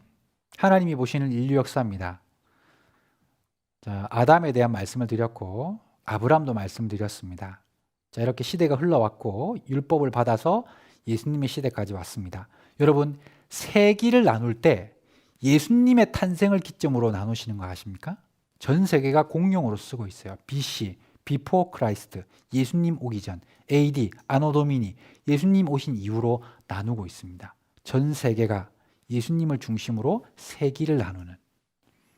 그리고 이방인의 시대가 생겼습니다. 자, 이것이 뭐냐면은 이스라엘 사람들에게 하나님의 말씀을 듣고 천국 갈 수 있는 기회를 줬었는데 그들이 예수님을 부인하고 십자가에 못 박으니까 선지자들과 사도들을 통해서 이방인들에게 나눠주기 시작한 겁니다. 그게 저희 나라까지 온 거예요. 여러분이 듣고 있는 지금 이 말씀입니다. 그리고 이 말씀을 듣는 사람들 중에 구원받는 사람들이 있다고 했어요. 하나님을 믿고 회심하고 구원받는 사람들이 있고 성경 말씀에는 이방인의 충만한 때라 그래서 마지막 사람이 구원을 받으면 이방인의 때가 끝이 난다. 더 이상 구원받을 수 있는 기회가 없다고 되어 있고 그리고 그때가 되면 구원받은 사람들을 데리고 가기 위해서 예수님께서 다시 공중에다 재림하고 사람들이 예수님을 따라서 올라가는 일, 갑작스러운 일이 있을 거라고 성경에 예언이 되어 있습니다. 예언이 되어 있습니다. 예언. 성경의 대부분의 말씀, 거의 지금 제가 지금 보여드리고 있는 표는요. 지금 성경에 있는 여기 성경의 대부분이 다 끝났고 지금 이 정도만 남아 있어요. 요한계시록의 일부만 남아 있습니다. 그걸 설명하고 있는 겁니다. 그리고 예수님이 오시고 사람들이 구원받은 사람들이 올라가고 남겨진 사람들이 있다고 돼 있어요. 그리고 그들은 심판에 참여한다라고 돼 있습니다. 그리고 환란 시대 3년 반 3년 반이라고 해서 7년 동안 환란이 있고 예수님이 다시 오시고 1000년 동안 왕노릇하고 천국과 지옥으로 갈라지는 일이 있다. 성경에 그렇게 기록이 되어 있습니다. 자, 공중에 예수님께서 다시 오시는 것이 성경에 정확하게 기록이 되어 있습니다. 데살로니가 전서 4장을 한번 보시겠습니다. 데살로니가 전서 4장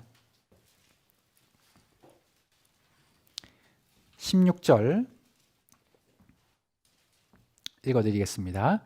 주께서 호령과 천사장의 소리와 하나님의 나팔로 친히 하늘로 쫓아 강림하시리니 그리스도 안에서 죽은 자들이 먼저 일어나고 그 후에 우리 살아남은 자도 저희와 함께 구름 속으로 끌어올려 공중에서 주를 영접하게 하시리니 그리하여 우리가 항상 주와 함께 있으리라. 이렇게 되어 있죠. 자, 예수님께서 예언대로 오시는 날이 있습니다. 오면 구원받은 사람들은 싹 올라가요. 앞선 미래라고 말씀드렸습니다. 그리고 성경에는 이 내용이 비밀이다 이렇게 이야기가 되어 있습니다. 실제로 많은 기독교인들이 과거부터 지금까지 많은 기독교인들이 예수님이 다시 오실 것을 기다리고 있습니다. 그리고 만유인력을 법칙을 발견했던 뉴턴도 이 하나님을 믿는 사람이었는데 주위에 있는 제자들이 물었습니다. 선생님, 예수님이 다시 온다 그러는데 그때 그렇게 우리가 올라가는 일이 갑작스럽게 올라가는 일이 있다 그러는데 그게 진짜 있을 수 있습니까? 라고 질문하자 뉴턴이 이것을 보여줬습니다. 자, 자석을 보여주고 여기 모래판에다가 쇳가루를 쭉 뿌렸습니다. 같은 판 안에 있지만 모래와 쇳가루는 반드시 다른 물질이죠. 그죠? 이 세상에 살고 있지만 두 종류의 사람이 있는 거예요. 그래서 자석이 내려올 때 땅을 한번 훅 훑어서 끌어내면 거기에 철가루만 딸려서 올라가는 모습을 여러분도 알고 있습니다. 그죠? 그러한 힘이 이 땅에도 존재하는 것이죠. 올라가는 거잖아요. 이렇게 될 것일세 라고 제자들에게 설명을 했다고 합니다. 주님께서 다시 오시는 날 이런 일이 있을 것입니다. 마태복음 24장을 잠깐 보시겠습니다. 마태복음 24장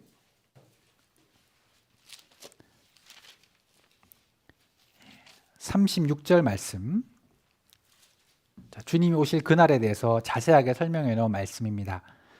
제가 읽어드리겠습니다. 그러나 그날과 그때는 아무도 모르나니 하늘의 천사들도 아들도 모르고 오직 아버지만 아시느니라. 자, 여러분 이 말씀 잘 읽어야 돼요. 왜냐하면 어떤 곳에서는 몇 날, 몇 월, 며칠에 주님이 다시 오십니다 하면서 막 광고하는 데 있거든요. 잘못됐습니다. 그렇게 되면 안 돼요. 그날은 아무도 모른다고 되어 있습니다. 그렇기 때문에 일상 가운데 여러분들이 일을 열심히 하고 있다가 공부를 열심히 하고 있다가 갑자기 일어난다고 되어 있어요. 도적과 같이 온다고 되어 있습니다. 자, 37절. 노아의 때와 같이 인자의 임함, 인자는 예수님이라고 말씀드렸습니다. 그러하리라. 홍수전에 노아가 방주에 들어가던 날까지, 방주 얘기 드렸죠, 그죠? 사람들이 먹고 마시고 장가들고 시집가고 있으면서 이 배도 찾았습니다. 그죠? 보여드렸습니다. 홍수가 나서 저희를 다 멸하기까지 깨닫지 못하였으니 인자의 임함도 이와 같으리라. 갑자기 깨닫지 못했다고 돼 있죠. 멸할 때까지. 그때에 두 사람이 밭에 있음에 하나는 데려감을 당하고 하나는 버려둠을 당할 것이요 두 여자가 매를 갈고 있음에 하나는 데려감을 당하고 하나는 버려둠을 당할 것이니라.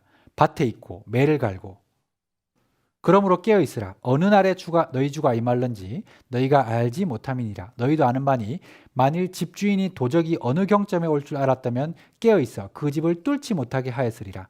이러므로 너희도 예비하고 있으라. 생각지 않은 때에 인자가 오리라. 예수님 직접 하신 말씀이거든요. 예비하고 있으라고 되어 있습니다. 말씀을 듣고 하나님을 믿고 기회가 있을 때 천국 갈 소망을 가지고 있으라고 여러 차례 말씀하셨습니다. 하나님의 말씀을 성경에는 창세기에 농담으로 여겼더라 하는 사람들이 있었어요. 그들은 소돔과 고모라가 멸망할 때 같이 멸망했습니다. 여러분, 우리가요 이 내용을 잘 살펴야 됩니다. 자, 그렇게 구원받는 사람들이 다 하나님께로 올라가고 나면 남겨진 사람들이 있을 거 아니에요. 자, 남겨진 사람들은 어떻게 될까? 그 중에 한 번이라도 하나님 말씀 접해봤던 사람들 있죠. 이 사람들이 하나님의 말씀을 깨닫기 위해서 이곳저곳으로 그때 내가 그 말씀 들었었지, 그래 내가 그때 성경 강연에서 이 얘기 들었었어 하면서 찾아다니지만 더 이상 구원받을 수 있는 기회는 상실되었다라고 성경에 기록되어 있습니다. 아모스 성경을 한번 보시죠. 아모스 성경 8장.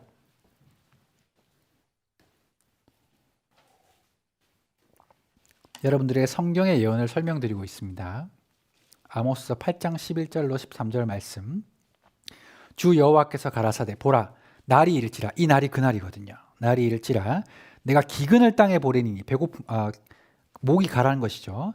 양식이 없어 주림이 아니며 물이 없어 가람이 아니요 여호와의 말씀을 듣지 못한 기갈이라. 사람이 이 바다에서 저 바다까지 북에서 동까지 비틀거리며 여호와의 말씀을 구하려고 달려 왕래하되 얻지 못하리니 늙고 병든 사람 죽기 일보 직전의 사람이 아니라 그날에 아름다운 처녀와 젊은 남자가 다 갈아여 피곤하리라. 이렇게 되어 있습니다. 여러분, 남겨진 사람들이 말씀 찾아서 돌아다니는데 듣지 못할 때가 온다고 성경은 분명하게 말씀하고 계십니다. 우리가 그렇게 되기 전에 하나님께서 말씀하시는 말씀을 통해서 우리가 천국 갈 소망을 반드시 얻으셔야 됩니다. 그러기 위해서 마련된 자리예요. 이번 시간들이. 자, 그러면 그렇게 올라가고 난 이후에는 어떤 일이 있을까? 이것도 기록되어 있습니다. 남겨진 사람들에게 있을 일들. 이제 좋은 일은 없어요. 성경에는 7년 동안 다니엘서 9장에 있는 말씀대로 한 일에 7년, 1에 7이죠. 7년 동안 있을 일. 3년 반과 전 3년 반과 후 3년 반으로 나누어지는 7년 동안의 환란이 있을 것을 말씀을 하셨습니다. 자, 그것을 자세하게 이렇게 한번 보여드리죠. 자, 7년 환란이 있는 이유는 유대인, 자, 이방인들은 구원받을 수 있는 기회가 상실되고 돌아온 유대인들 있잖아요. 지금 이 유대인들에게 하나님이 마지막으로 기회를 한번 더 주십니다. 그들에게 구원의 기회를 주시고 남은 이방인들에게는 심판을 주시는 역사가 있다고 되어 있습니다. 자, 아까 말씀드렸던 재림이 있고, 자, 이렇게 7년 동안의 일이 있습니다. 그리고 주님께서 다시 오시는데 이때의 내용들이에요. 전 3년 반에는 세계적인 정부가 이렇게 등장합니다. 여러분, 이 세계적인 정부가 등장하기 위해서 전 세계적으로 시스템이 다 구축되어 있습니다. 이미 군사적에는 나토가 있고요. 우리 금전 쪽에는 우리나라도 한번 경험한 적이 있죠. IMF, 국제통상은 WTO, 이미 국제기구들이 다 국제적인 일들을 조율하고 있습니다. 세계화 좋잖아요, 그죠? 원월드로 딱 되는 순간 이런 일이 있을 겁니다. 그리고 성경에는 적 그리스도라고 하는 사람이 등장할 것을 예언했어요. 안티크라이스트라 그래서 자기를 보여 성전에 앉아서 하나님이라고 하는 자칭 하나님이라고 하는 사람이 능력을 가지고 나타나서 실제로 세계를 이렇게 통치하는 일이 있다고 예언이 되어 있습니다. 예언. 그리고 유대인들이 짧은 기간 동안 구원을 받죠. 그리고 후 3년 반에는 그들이 이 적 그리스도라는 사람이 세상을 통치할 방법도 기록되어 있는데 오른손이나 이마에 표를 받게 해서 매매를 그것으로 하게 하고 그것으로 통치를 할 것을 예언해 두셨습니다. 그리고 거기에다가 자신의 수하를 두고 그 우상에게, 그 어떤 목석 우상에게 절하고 경배하게 만들고 그 우상에게 절하지 않는 사람들을 죽이는 일이 있을 거라고 말씀하셨습니다. 그리고 마지막에는 불로 세상을 심판하고 끝을 내시기로 하셨어요. 근데 그 내용마다 구체적인 예언들이 지금 징조처럼 준비되고 있는 것들이 많이 있습니다. 시간 되는 대로 몇 가지만 살펴보겠습니다. 저 이런 내용이 있을 거라고 말씀을 드렸는데 주요 내용을 이렇게 설명을 드리면 이런 겁니다. 세계 정부가, 전체적인 정부가 이렇게 생기고 성전이 재건된다고 말씀을 드렸죠. 성전 재건. 데살로니가 후서 2장을 한번 보시겠습니다. 데살로니가 후서 2장.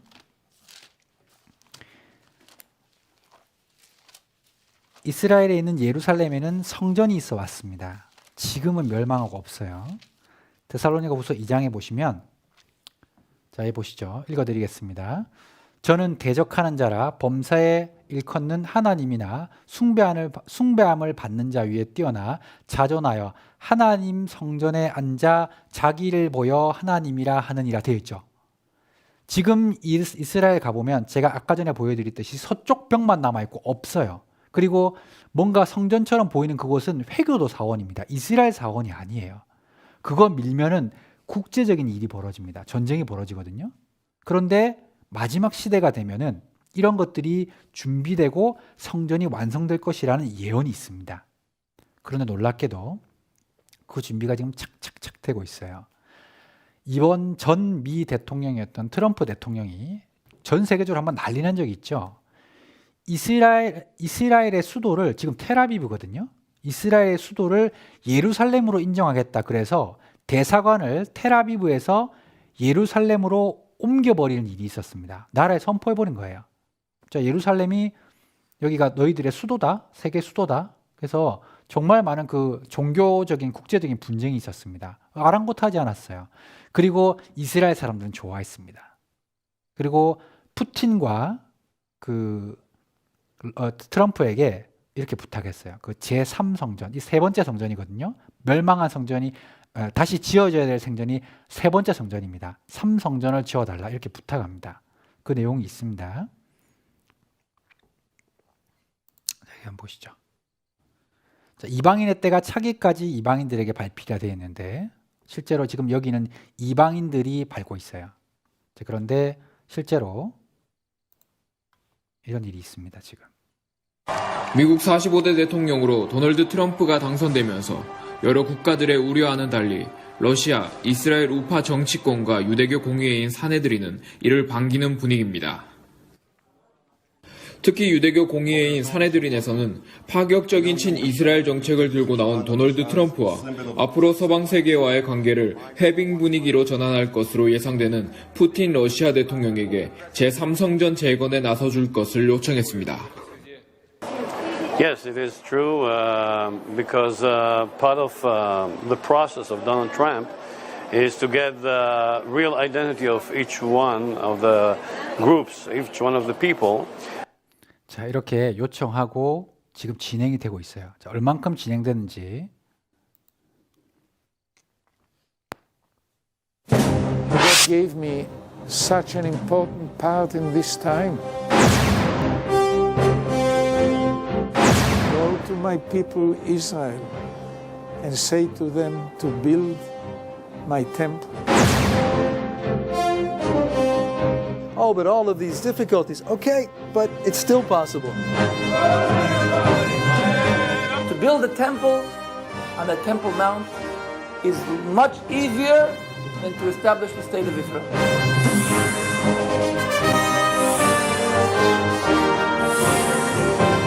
So at first, they started developing the simple vessels, the vessels needed for the incense and the offerings.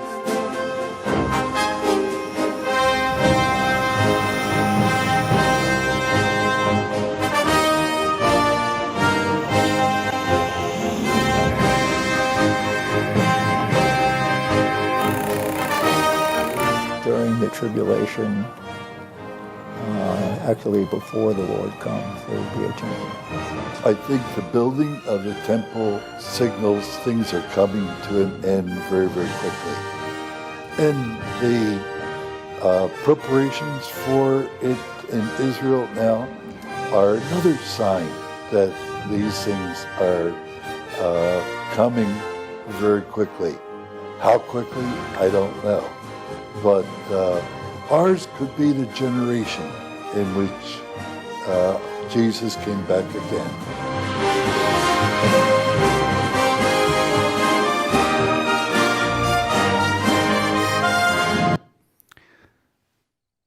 자, 보십시오. 이스라엘의 성전이 재건되는 일이 지금 거의 다 준비가 됐어요. 이거 말고도요. 성전과 관련된 자세한 예언들이 있습니다. 뭐 붉은 암송아지에 대한 내용이라든지 여러 가지 내용들이 있는데 이것들이 다 지금 이루어졌어요. 그게 다 뉴스거리가 되고 가십거리가 되어 왔습니다. 놀랍지 않습니까? 자, 이루기 전에 징조가 있을 것이다. 너희들에게 일렀다. 이야기를 해줄 것이다. 분명히 말씀하셨습니다. 이스라엘이 돌아왔습니다.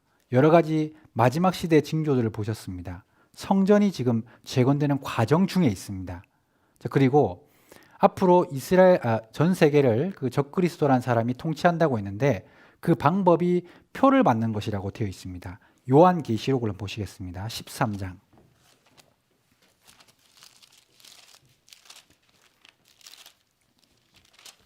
요한계시록 13장 16절 말씀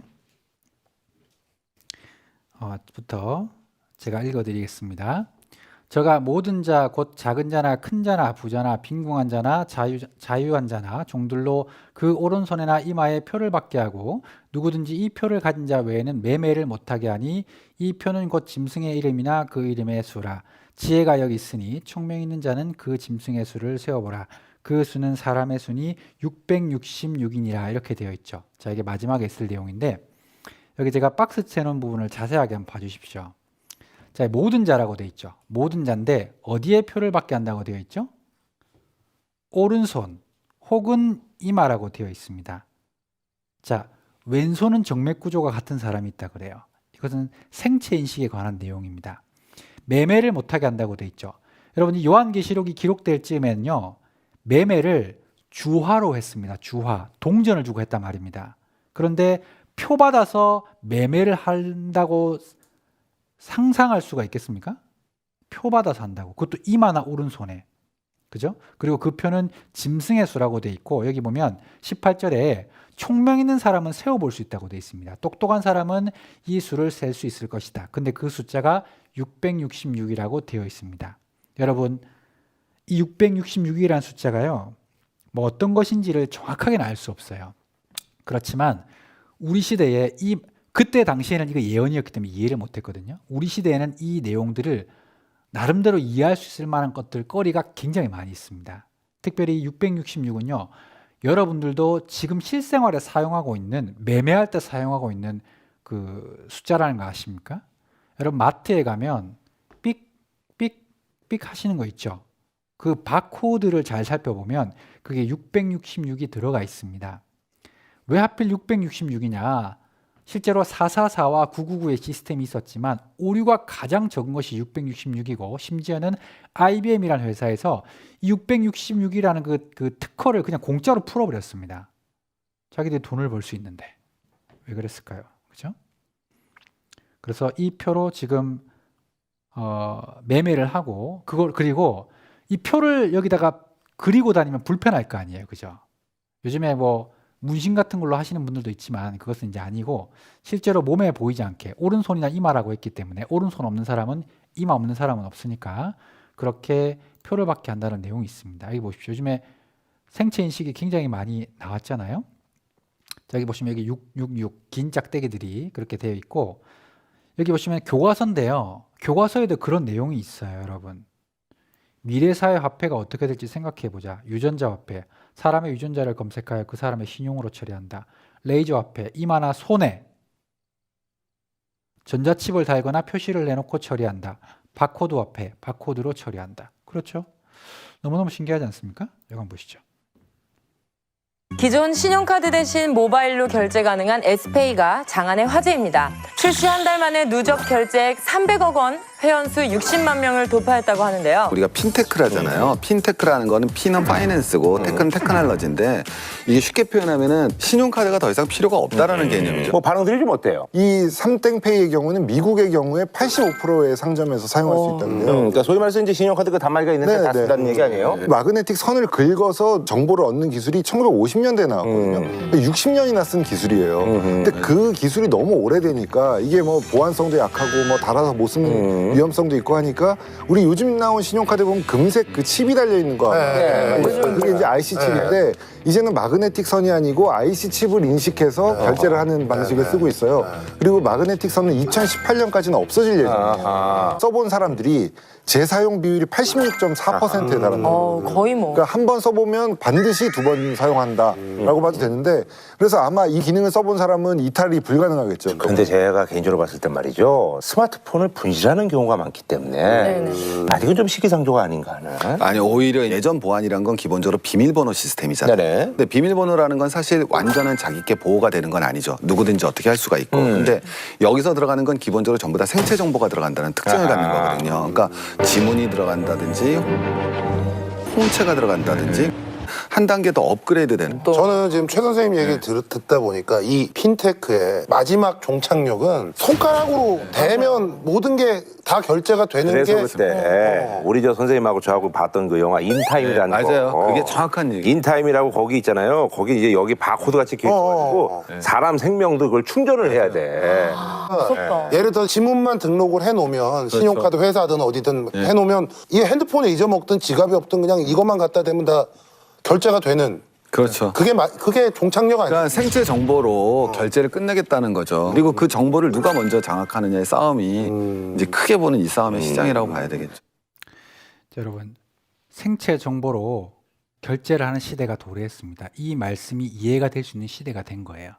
여러분, 그리고 여기 더 나와 있지만, 제가 더 있지만은 나중에는 이걸로 사람들을 일일이 감시할 수도 있습니다. 여러분 위치 추적 같은 것도요 다 되는 거예요. CCTV가 얼마나 많습니까? 실제로 중국에 보면 텐왕이라는 시스템이 있는데, 안경 쓰고 사람 보면 1000명이 한꺼번에 정보가 다 보여요. 그래서 범죄자도 가려내고, 그리고 범죄를 저지르면 신호등에다가 크게 그 사람 얼굴 걸어놓고 벌금 내면 얼굴 없애주고, 그렇게 지금 하고 있어요. 통제가 가능한 시대가 된다는 것입니다. 그리고 이러한 적그리스도가 나타나서 나중에 이제 후 3년 반 동안 여러 가지 일을 하다가 마지막에는 하나님께서 이 세상의 마지막 정말 끝에는 무엇으로? 전쟁으로 끝난다라고 예언이 되어 있습니다. 자, 그걸 다 살펴보기는 좀 어려우니까 에스겔서 18장만 잠깐 보시겠습니다. 두 구절만 더 보겠습니다. 에스겔서 18장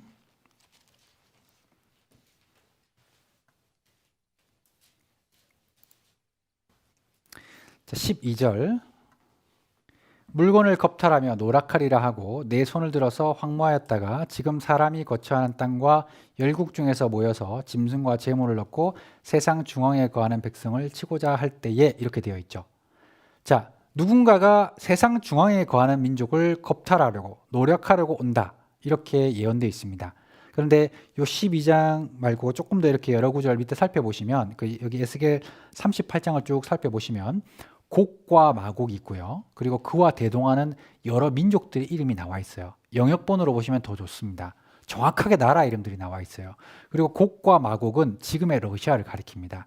비행사들이 쓰는 그 비행 지도를 보면 지금 그 자리, 러시아에 있는 자리가 곡이라고 돼 있어요. 그래서 실제로 이스라엘의 그 핵무기는 전부 다 러시아로 향해 있습니다. 그래서 그게 신문에 난 적이 있어요. 왜 하필 그쪽으로 향해 있나? 전쟁이 있을 것을 미리 알고 있는 것입니다. 준비하는 것이죠. 그리고 지금 러시아는 전쟁 그 무기를 팔아서 이렇게 생활하는데 너무 이렇게 곡물이 없어요. 이게 그러니까 자원이 풍부한 이스라엘을 치러올 것이다. 이게 성경에 그렇게 기록이 되어 있습니다.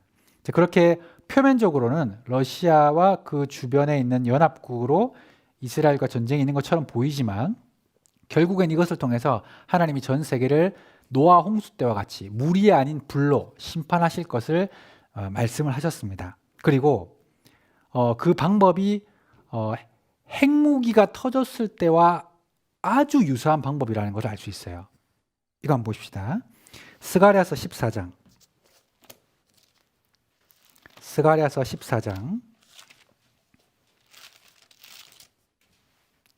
스가랴서 14장 12절. 제가 읽어드리겠습니다. 이것도 예언입니다. 예루살렘을 친 모든 백성에게 여호와께서 내리실 재앙이 이러하니 곧 섰을 때 그 살이 썩으며 그 눈이 구멍 속에서 썩을 것이며 그 혀가 입 속에서 썩을 것이요, 이렇게 되어 있죠. 자, 이것이 하나님이 내리시는 심판입니다. 예전 전쟁은 여러분 칼을 가지고 전쟁하고 이 시대도 마찬가지입니다. 창을 찌르고 활을 가지고 전쟁했던 시기죠. 그런데 섰을 때에 여러분 서인데 살이 썩어져 내리고 눈이 구멍 속에서 썩고 입이 썩어서 사람이 죽는 재앙이 있을 거라고 얘기했습니다. 핵폭발이 터지고 핵무기가 터지고 나면요. 그 열과 에너지로 인해서 사람이 한순간에 이렇게 된다 그래요. 여기 한번 보시죠.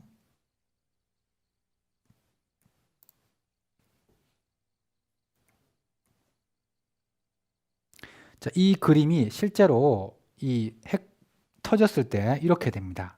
이렇게 사람이 이렇게 여기 보시면 섰을 때 순식간에 뭐 고통을 누리고 쓰러지고 할 순간이 없어요. 순식간에 이렇게 된다. 이건 지금 우리가 가지고 있는 기술 중에 핵무기로 가능한 거예요. 그리고 이뿐만 아니라 요한계시록에 보면 사람 3분의 1이 마지막 전쟁에 한꺼번에 죽는 일이 있다고 되어 있거든요. 전 세계 인구의 3분의 1이 죽는다고 성경에 계시록에 예언이 돼 있어요. 여러분 3분의 1을 한 번에 죽이는 무기가 그때 당시에 있었을까요? 사람 한 명 죽이기도 힘들었을 텐데 지금 있는 무기로만 가능한 겁니다. 일반적인 폭탄도요. 전 세계 인구의 3분의 1을 죽이기는 어려워요. 그런데 우리가 히로시마 나가사키에 예전 그 리틀보이라고 하는 아주 작은 핵무기를 한번 떨어뜨렸는데 일본 전역이 초토화된 적이 있거든요. 바로 그겁니다. 그리고 얼마나 하나님께서 이 구체적으로 예언해 주셨냐면요. 그 베드로후서 3장을 한번 보십시다. 베드로후서 3장 그 내용. 자, 베드로후서 3장 10절. 그러나 주의 날이 도적같이 오리니 그날에는 하늘이 큰 소리로 떠나가고 체질이 뜨거운 불에 풀어지고 땅과 그 중에 있는 모든 일이 드러나리로다. 이렇게 되어 있죠. 뜨거운 불이라고 되어 있습니다. 근데 뭐가 풀어지냐? 뭔가 풀어진다고 되어 있어요. 여기 체질이라는 단어가 있습니다. 제가 영어로 된 것을 한번 보여드리겠습니다. 자, 이 체질이 영어로는 elements예요. 원소가 풀어진다고 되어 있습니다. 여러분 핵폭발로 인해서 고열이 대기 중에 흐르게 되면 대기에 있는 그 원소들이 이렇게 고리가 풀어지듯이 풀리는 거예요. 이 말씀이 얼마나 정확한지. 여기 보시면 The heavens will be dissolved, being on fire 이렇게 돼 있죠. dissolved, 녹아내린다는 말입니다. 대기가 어떻게 녹겠어요. 근데 핵이 터지면 가능한 겁니다. 이거 말고도 여러 군데에 아무리 그때 당시의 기술과 상황으로는 이해할 수 없는 사람의 죽음 그리고 대량의 지구의 그 재앙이 있을 것에 대한 예언이 있습니다. 자, 여러 정황들이 있는데요. 어쨌든 결론적으로는 여러분 성경에는 좋은 마지막을 이야기하지 않습니다. 이 세상은 어쨌든 영속되지 못하고 끝이 난다고 기록이 돼 있어요. 한 구절만 더 보시겠습니다. 베드로후서 3장을 한번 보시겠습니다. 베드로후서 3장 11절 말씀. 자, 제가 읽어드리겠습니다. 이 모든 것이 이렇게 풀어지리니 너희가 어떠한 사람이 되어야 마땅하뇨. 거룩한 행실과 경건함으로 점점점 되어 있죠. 자, 너희가 어떠한 사람이 되어야 마땅하뇨. 여러분 우연한 기회에 여러분들이 성경을 배우러 이곳까지 오셨습니다. 그런데 첫날, 둘째 날, 셋째 날, 오늘이 셋째 날인데 말씀을 배우면 배울수록 이 성경이 보통 책이 아니라는 것을 여러분들이 깨닫게 되실 거예요. 그리고 지금 있는 일도 조금 더 여러분들이 시간 되신다면요. 알아보셔요. 알아보시면 자세하게 나와 있습니다. 자, 제가 설명드렸던 신명기 그리고 이사야 성경에 있는 하나님의 신됨, 여러분들은 하나님은 자신 있게 말씀하셨습니다. 뭐 그럴 것이다가 아니라 선포하셨어요. 정확하게 보여봐라. 나는 보일 수 있다. 과거 일도 말씀하셨죠. 복과 저주도 말씀하셨죠. 오늘 여러분들이 보셨던 내용들 제가 큰 것들만 일부 말씀을 드렸는데 미래의 일도 한번 살펴보십시오. 이 모든 것이 나 여호와가 말하였으니 이루리라. 하나도 빠짐없이 성취되고 있으시다고. 성취되고 있다는 것을 우리가 알 수 있습니다. 자, 이쯤 되면 우리가 겸손한 마음으로 성경이 사실이구나. 하나님이 살아계시구나 하는 것을 마음속으로 좀 새길 필요가 있을 것 같아요. 자, 오늘은 여기까지 말씀을 좀 드리려고 하는데 자, 중요한 것은 내일과 모레의 말씀입니다. 자, 그러면 성경이 이렇게 모든 것을 이야기하고 있는데 과연 나와는 무슨 상관이 있나? 이 성경이 나에게 하시는 말씀이 무엇일까? 이것을 내일과 모레 자세하게 말씀을 드리도록 하겠습니다. 함께 기도하시겠습니다. 세상을 창조하시고 인류 역사를 주관하시는 하나님 감사합니다. 오늘도 하나님의 말씀을 들으러 오신 많은 분들께 하나님의 축복과 은혜가 가득하기를 기도합니다. 지금도 살아계시고 역사를 주관하시며 세상을 다스려 가시는 하나님, 오늘 하나님이 보시는 인류 역사와 마지막 때에 일어날 일들에 대해서 예언해 주신 말씀들을 통하여 알아보았습니다. 내일부터는 우리 개인에게 주시는 말씀을 듣고자 합니다. 남은 시간 바쁜 일 없이 집회에 참석할 수 있도록 도와주시고 사랑으로 인도하여 주시옵소서. 우리를 사랑하시는 예수님의 이름으로 기도드렸습니다. 아멘. 네, 여기까지 말씀드리겠습니다. 수고하셨습니다.